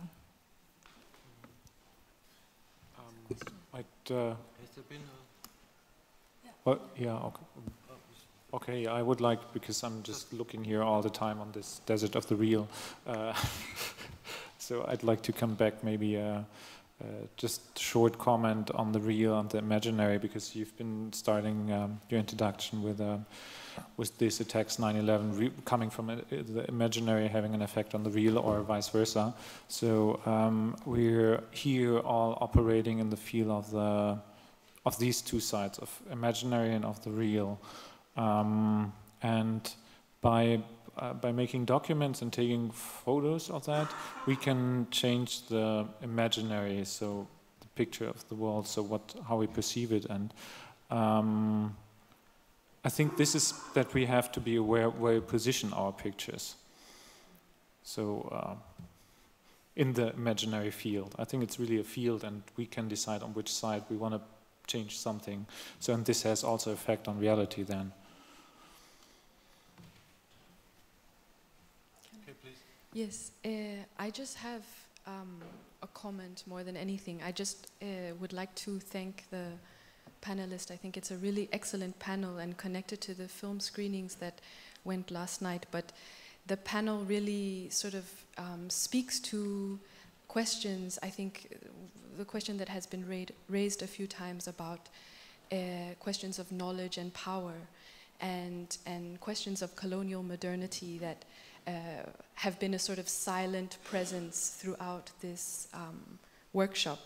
And particularly this, I find the conversation and the presentations really interesting because of, I mean, it's come up in several of the questions and discussions about this sort of, that there's a sort of technological determinism in this discussion often, and this notion that there's a kind of linear connection between information, technology, the dissemination of that information, and then translation into so-called knowledge and action. And I think that the work of these women really disrupts that kind of linear narrative. And I think that they really, through your work, I think you take on this question of knowledge and ways of seeing as a really central question of colonial modernity and the afterlives that we live in. Because representation and repossession of representation of our own stories is such a key question for our contexts. And it leads to really taking on questions of power and knowledge. So I really, maybe my comment is more to pose even another term into the discussion rather than citizen journalism. I really think about a sort of alternative archive that is being created. And this is an archive that is inherently self-reflexive and a deeply political act, but that the archive doesn't provide any answers, but rather poses a set of questions. And it's those set of questions that really, I think, are important. And then I just want to give an example of recent events in South Africa where I live. I'm sure many people have seen the massacre of the workers on strike at Marikana. And there's video footage that shows very clearly what took place. And the police opening fire on a sort of unarmed strike, killing, you know, a large number of workers. And, you know, the immediate dissemination of this video and the global sort of reach of it did not translate into any unified narrative whatsoever, nor into any so-called knowledge or action. And I think this raises a set of questions about images, ways of seeing knowledge and representation that is a deep, it's a very deep question. And yeah, that's my only comment. Thank you. Yeah, this question of the consequences is circling in my head all the way through the last 20 minutes. This shouldn't be too optimistic, but you know, honestly, I've been you know, scientifically socialized in the 80s, you know, and I remember all the books I read during my studies, and you know, at that time there were around the end of history, the postmodern was around and things like that. So I wouldn't be too pessimistic because, you know, really in 81, 82, 85, nobody could have imagined what's going on right now in both directions, because I think there are consequences that are made, but we don't like them. I mean, we experience the restrictions in every sector of public life, for instance. I don't want to emphasize on that too much in details, but there are consequences made. It's not the consequences that we like, but on the other hand, I just wanted to bring in that, you know, if the panel discussion 15 years ago would have raised totally different questions. It would have been a totally different debate. And, you know, from that perspective, I really do experience this kind of a return of, at least a return of politicization. I don't know, you know, a political turn in a lot of debates in the last 2 years. So at least, and maybe it's also the question of I don't know, overestimation, underestimation. I mean, we are talking about specific initiatives, you know, specific collectives of activists here on the table, specific projects with very specific issues, notions, and expectations, and so on. So it's the question of the consequences is also, from my perspective, one of the level on which you would like to raise it. So. Anyhow, but we have some more 40 minutes. Yes, but the only thing I wanna drop in, because maybe coming back, and this is something that I would be also very interested in.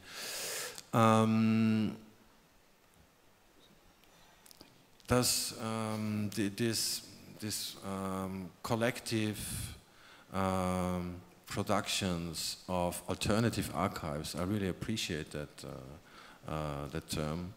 I mean, there is obviously a shift going on in image production. Maybe we could again, now we have been talking about, you know, what you cannot afford, but maybe we come back to the shifts that are obvious at the same time in this kind of collective production of alternative archives. So this is very interesting to me, but you have a... I just ask if it's, because I want to bring another question about photography to the panel.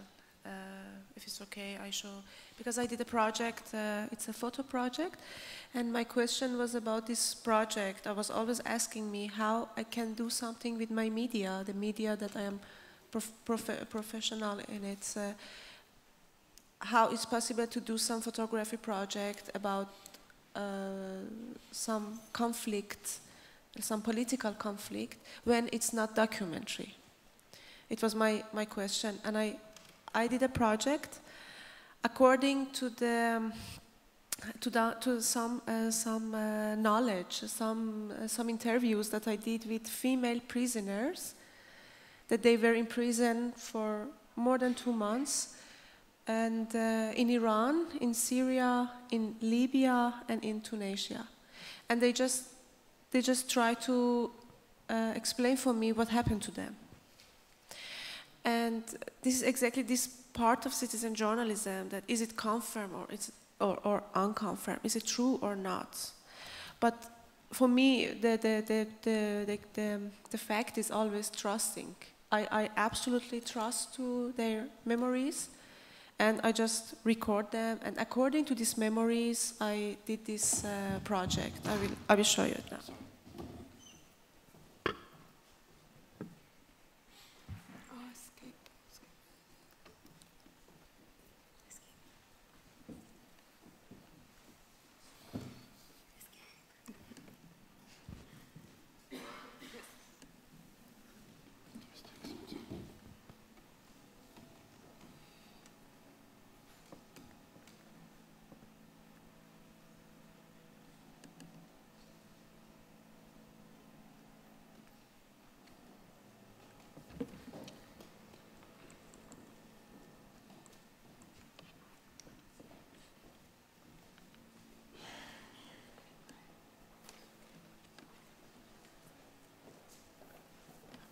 The project is, the title is "Here is Not a Spring," and yeah, for me was always a question about my artistic way of work, because it's first time that I did something about politics. Usually my theme is always about social issues and women, but this time I start this project with many questions.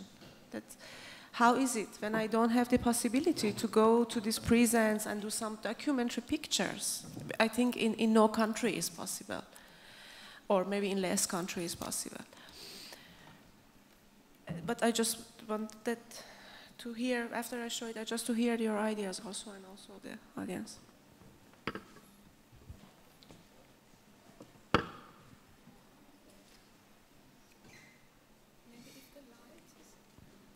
Maybe if we can have less light, because they are dark. Thank you.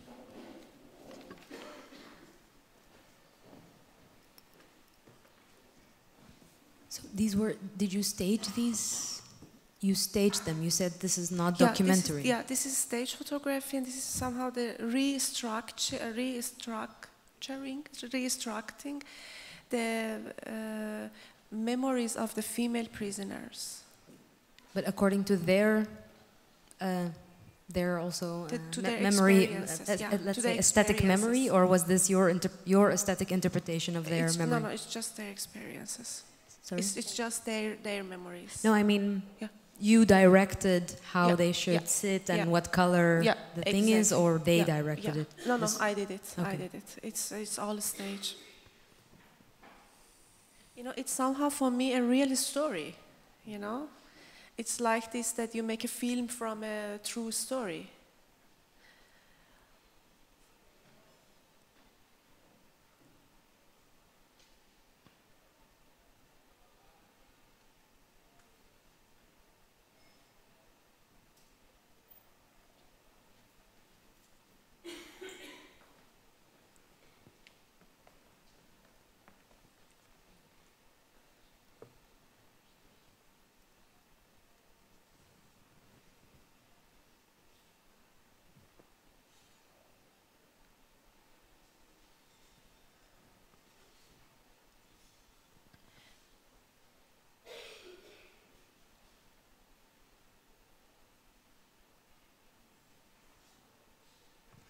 Can I ask what you were hoping to get at with this project? Like, what was your? Was it simply portraying this what cannot be portrayed because you cannot go in there, obviously, and obviously you cannot photograph a memory. But was this just an exercise for you, or was there some consequence that you were aiming or hoping for somehow with this project? You know, for me, this project, it's very special in my photography life, because I was really full of this negative stuff about my friends, some family members, that they were in prison and they have all the same situation.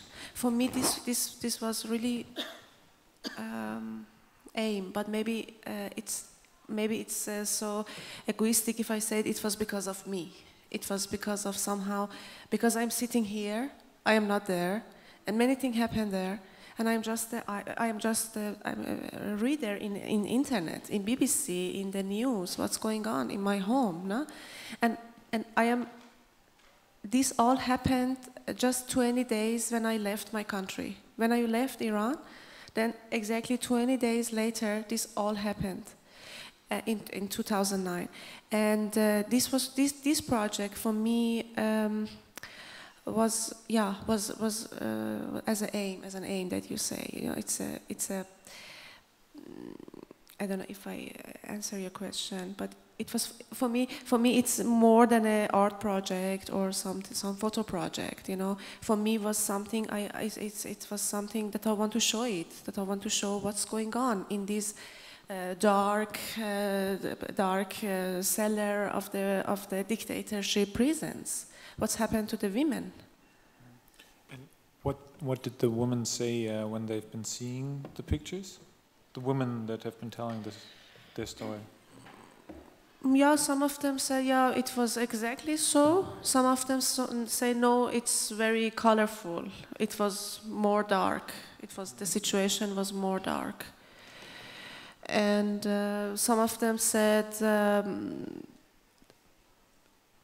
it was different idea. For example, one of my very, very close friends, she was there 3 months. And she said to me, it was not this much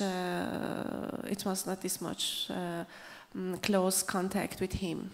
But exactly the other friend said, no, it was really, they really crossed the border. They came, and when your eyes are closed, they came and suddenly they touch your face. But you know, these 9 pictures are exactly some points, some highlights of all these memories that irritated me also when I just heard it. I just heard it, this happen. But somehow, I mean, I feel like,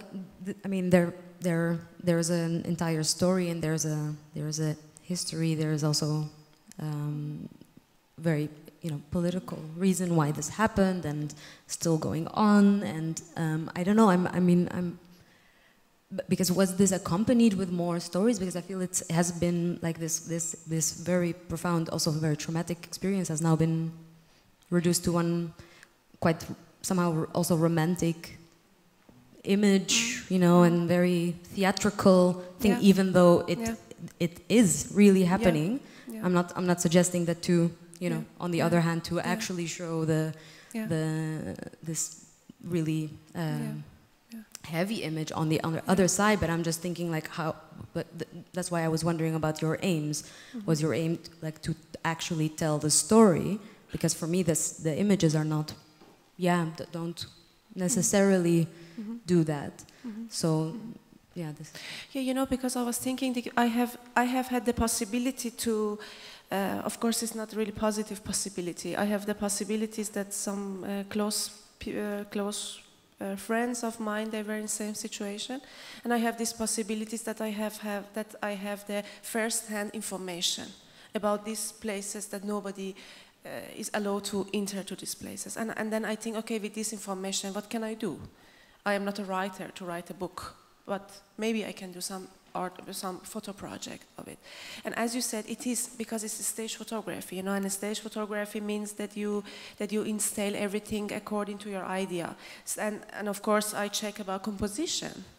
That before I said it, I check about the light. I did technical stuff also in this. But for me, it's one day. For me now, the story is one day of a female prisoner. It's no matter where is she, in which country she is in prison. It's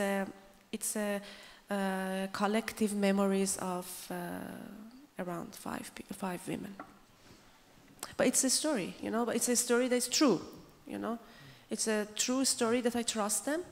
They explain for me, and then I was always thinking by me how I can show it.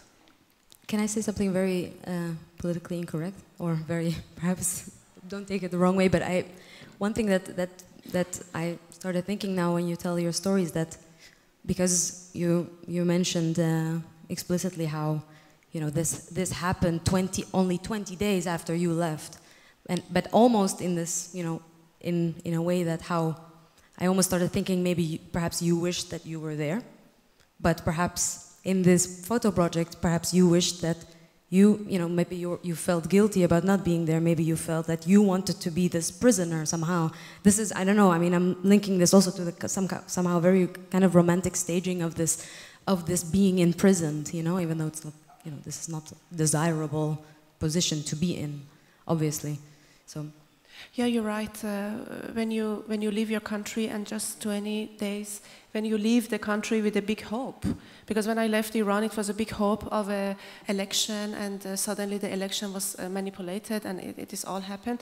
I don't want to talk about it, but when you leave the country and suddenly these riots and all this uprising happen, sure you feel that I have some duty. I should maybe be there. I should do something even for the people there, This is the feeling. I think it's normal. And of course it's also possible, this project is a complex of many emotions, many trusting, many solidarity. It's a complex of many feelings.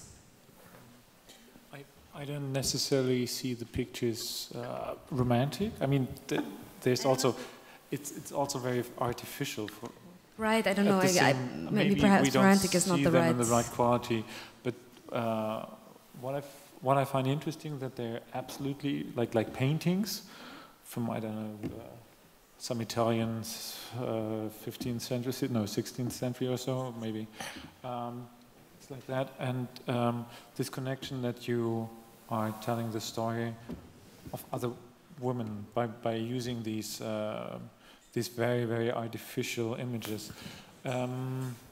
Is it like because you are telling their story through these pictures? Yeah, I do agree that the pictures are really like paintings, because I don't know if it, I don't know if this sentence is really correct in photography or not. If a photograph can be like painting, but it's not our discussion. But I tell the story of other people. It means here in this project, I am the storyteller.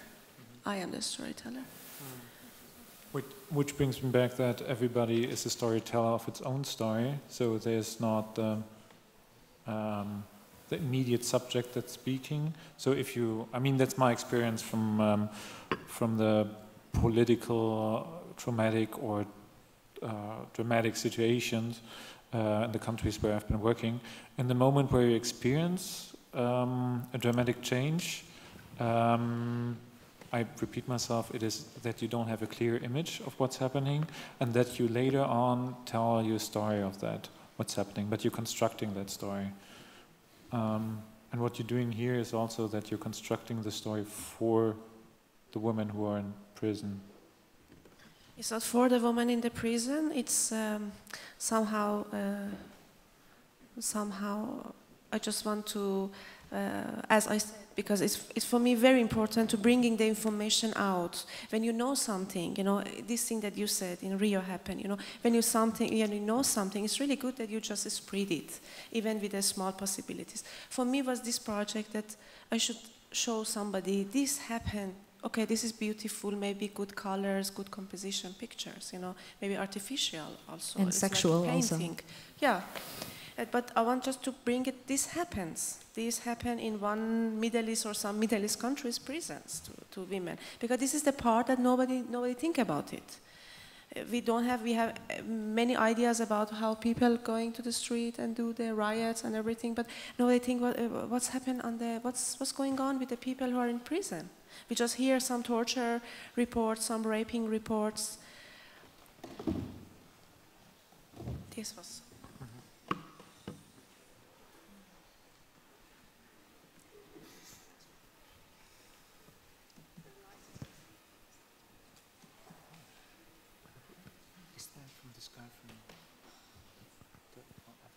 The drawing?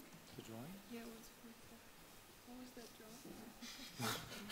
No, is it from that guy from Côte d'Ivoire? A lot of mumbling on stage. No, obviously the audience cannot hear the mumbling. Is somebody else presenting? Are you presenting another?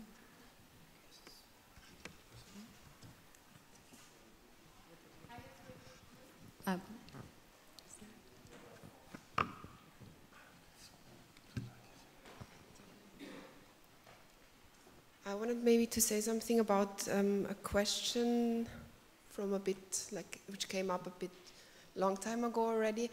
It was whether the audience, actually whether there was a revolution already in the audience. And also now, for example, when I was like following this discussion, I think there were some answers about this question which clearly point out that there is a revolution in the audience. Like, for one example, you already answered it when you said people are participating by doing clicks on Facebook. So the audience is not just sitting in front of the computer or in front of the television just drinking Coke and beer, but they are somehow taking action. And also by the fact that we are all armed with mobile phones and cameras, we are actually also becoming the producers of the how you called it, yeah, of the images, actually, that are intending to tell truths or a truth. Yeah, that's more what I wanted to say. I'm not sure if it was clear, but...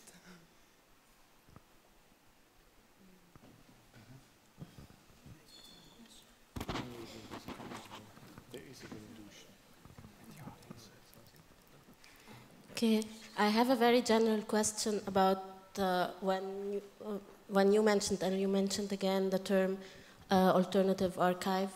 I was just on a very practical level curious to know when people approach you or when you come across archives or collections or a bunch of pictures, is there some kind of an approach that you have in dealing with these pictures, like at the very early phases? Is there a way, a playful, like I'm not saying like a 1, 2, 3 way, but like a playful way of dealing with when people, for example, in Tahrir come to you and like say they have all these pictures and they don't know what to do with it. They don't necessarily want to give them to you. And also in the Iraqi example, when you come across pictures, someone has other pictures, collections of pictures. What can people do with these huge amounts of pictures at the very early phase? Something other than putting them on Facebook or giving the whole responsibility to another institution or another collective to deal with it.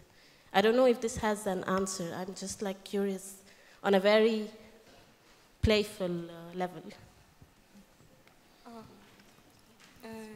Yeah, so yeah, this independent archiving, like during the workshops when we used to go and make workshops and like give these courses and intensive filming and editing and all that, we suggest a project or we suggest a topic and we say, okay, now we know how to shoot, go ahead, get your own material, or go, you have 4 hours to shoot and come back, and so that we can integrate, you know, like technical skills, and we say, oh, editing and so. And then people would go and they would shoot whatever it's interesting for them, and then it's an archive of the workshop, the whole archive. But everyone has his, that's what we aim, that everyone gets the skill somehow to put it in a, not a, we just ask them, what is this video about, or why do you want to give it? Sometimes they say, we don't really know.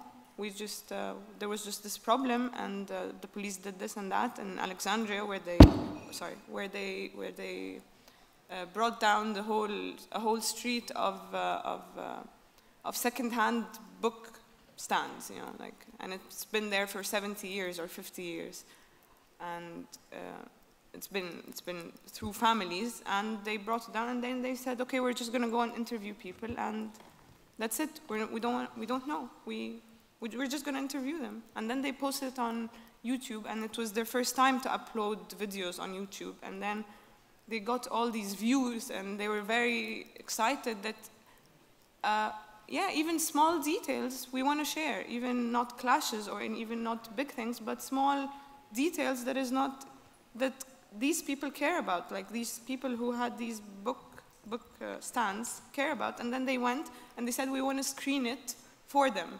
So they went and interviewed these people, and then 4 days later, they wanted to screen it in the place with all the books scattered around the street, and they said, we just want to tell you that we care about the street. We liked it, we loved it, and we're sad that this happened, and we made you this. It's like, it's not a gift, but it's like it's something in between.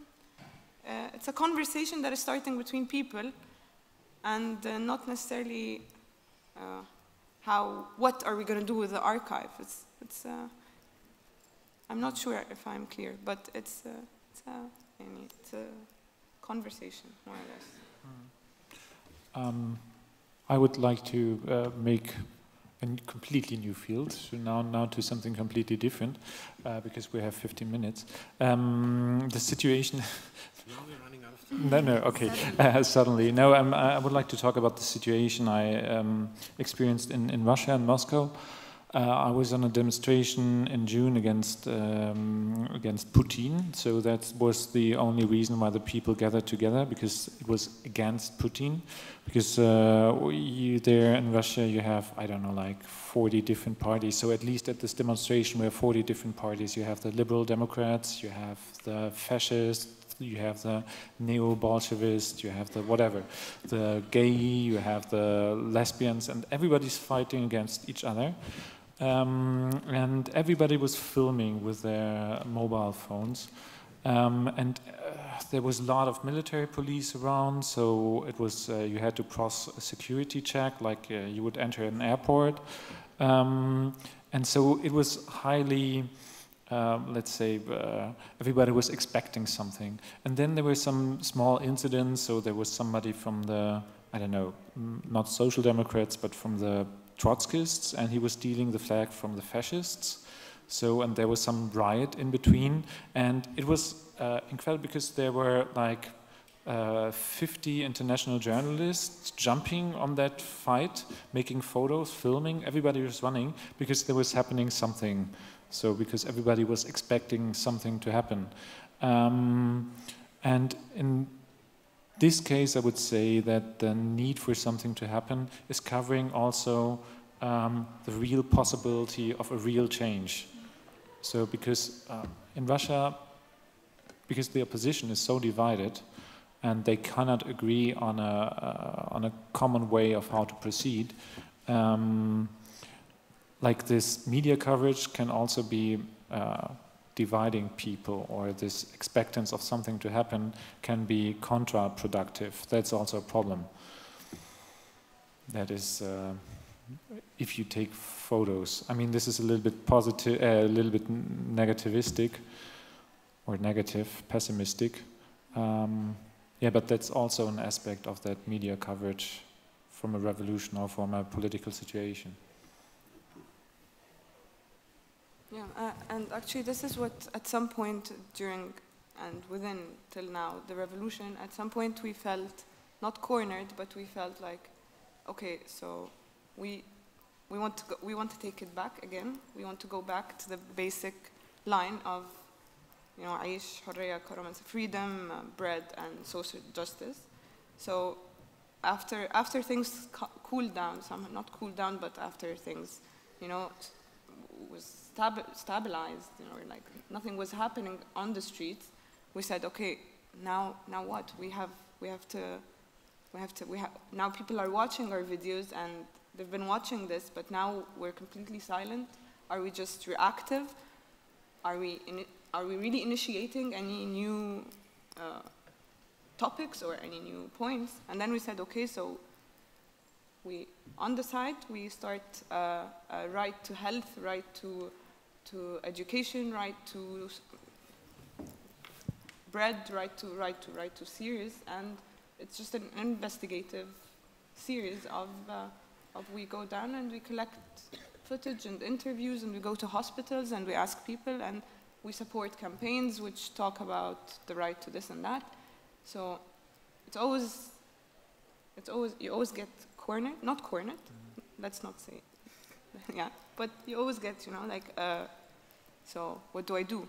Do I go back? Yeah, I remember my first reason to go down the streets on the 25th of January the main one wasn't about police brutality for me, personally. It was mainly about freedom, social justice, and bread.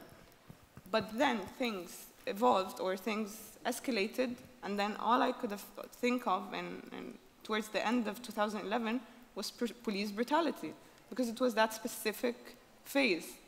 But when things are a bit calm, you start going back to why did this even happen? Why did thousands of people go down the streets? It was an initiative in itself.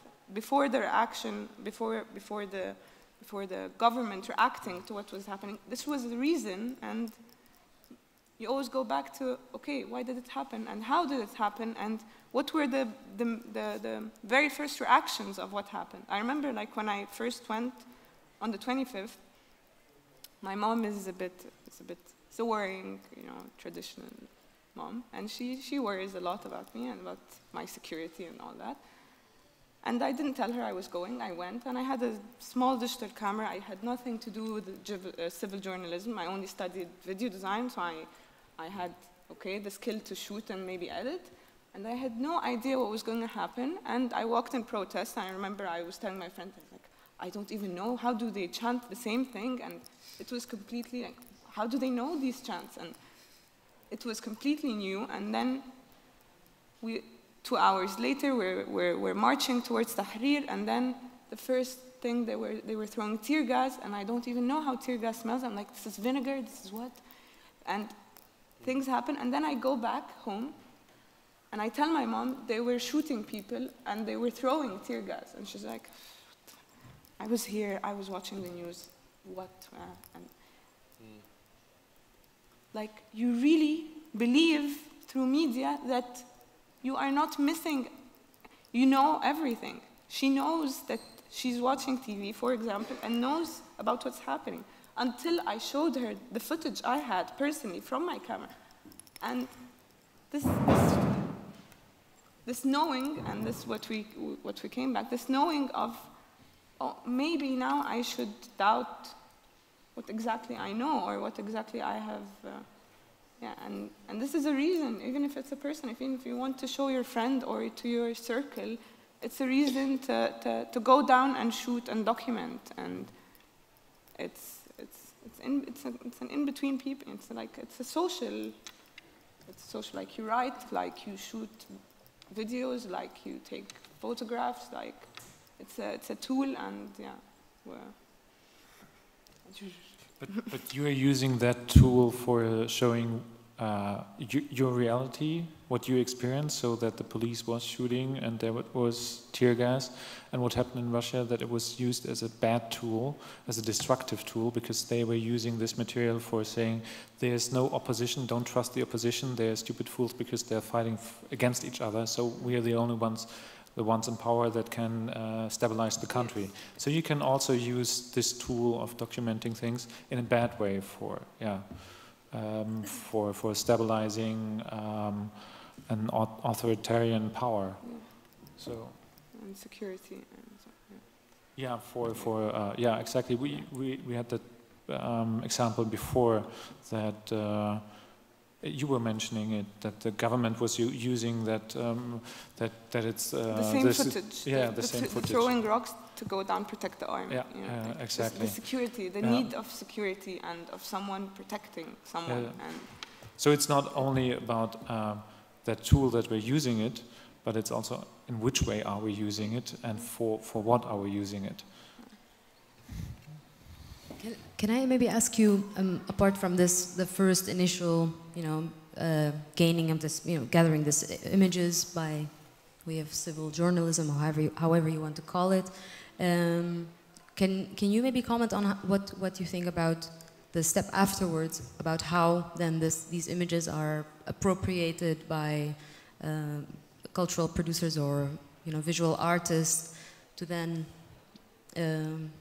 either disseminate in a certain way or to frame it with a certain meaning? And can you maybe comment on some kind of perhaps either positive or negative experiences that you've had with this phenomenon, which I'm sure people are familiar with by now? Oh, so you're more talking about authorship and... No, just like not the actual representations, the immediate, civilian on the street filming it, then putting it on YouTube, but then the step afterwards, once this has been turned into some kind of artistic representation, or... I really doubt that artistic representation is any close to what we even... I don't know. Maybe I'm... I mean, like the framing of these images as, part of an artistic practice, or as... Yeah, but it's far from an artistic practice for me. No, I know. Yeah. I'm not talking about your own practice, but perhaps that you know of, or perhaps somebody in the audience is. I mean, I know I was at yesterday, I think at Salma. Yeah. I was at your presentation when you specifically spoke about being a theater maker from Egypt, about somehow either an expectation from the West to create certain kind of revolutionary Egypt, simply because you are from this place, this kind of expectation, or maybe, I don't know, maybe it's a question to you about what kind of consequences that you have experienced with this framing of these images. I'm not sure. I mean, I myself in my work have, in a way, rehashed or recycled or used or based work on Muserin's work. So that's also important for me to say. Whether or not they were satisfied with it, that I can never be sure with or happy, but I think I did it with all the good intentions that they know. But I think that, I mean, me as a person and my, I didn't really speak about the expectations of art institutions of me as a person, but this issue of transporting work that was produced in its context for this circle primarily that Selma was trying to describe in this very nice image of circle. And of course it produces something else, and one has to be aware of why, if he really wants to do it, and why he's doing it, and have a good reason rather than just to be to have his work traveling around the world. I think Salma, but the question is also in a way still addressed to Musirin, because for example now, even if you do not make the work as a form of an artistic practice for yourself primarily, but it is now, for example, curated within an artistic program that is not only shown at a conference or I don't know what you call it, a marathon like this, that is focused on this subject and this relation between politics and activism and art, but also in other contexts that are purely artistic contexts, even if they might in their curation be addressing certain topics. So I think this is maybe interesting for us to hear about if the decision was in consensus amongst the group, because Musirin Collective is also a very interesting collective in its decision-making model and in their differences as well, as activists and artists who have in the past 2 years given up their artistic practice to do this work. I mean, that's very important information. I have, because I'm befriended with a lot of them, there are very good filmmakers and professional film editors that have worked with the biggest names in Egypt internationally, like people like Yusuf Nasrallah, Youssef Shaheen, etc., which are the people that everybody in the world knows, who have given up making other films or working for money, basically, at least in the first part when Musirin started very much as a volunteer-based, giving up full-time work to just do this work. And now coming back to be recuperated, or how we want to call it, in a neutral way, to then returning to the artistic institution was probably an interesting discussion.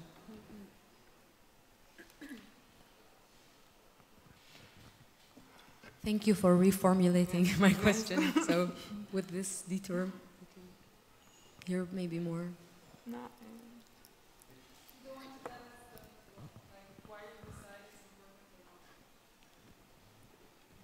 What?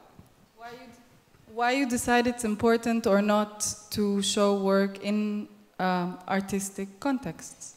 Because the work was not made with this idea of a function, if we put it in blunt, black and white, superficial words. Yes, yeah.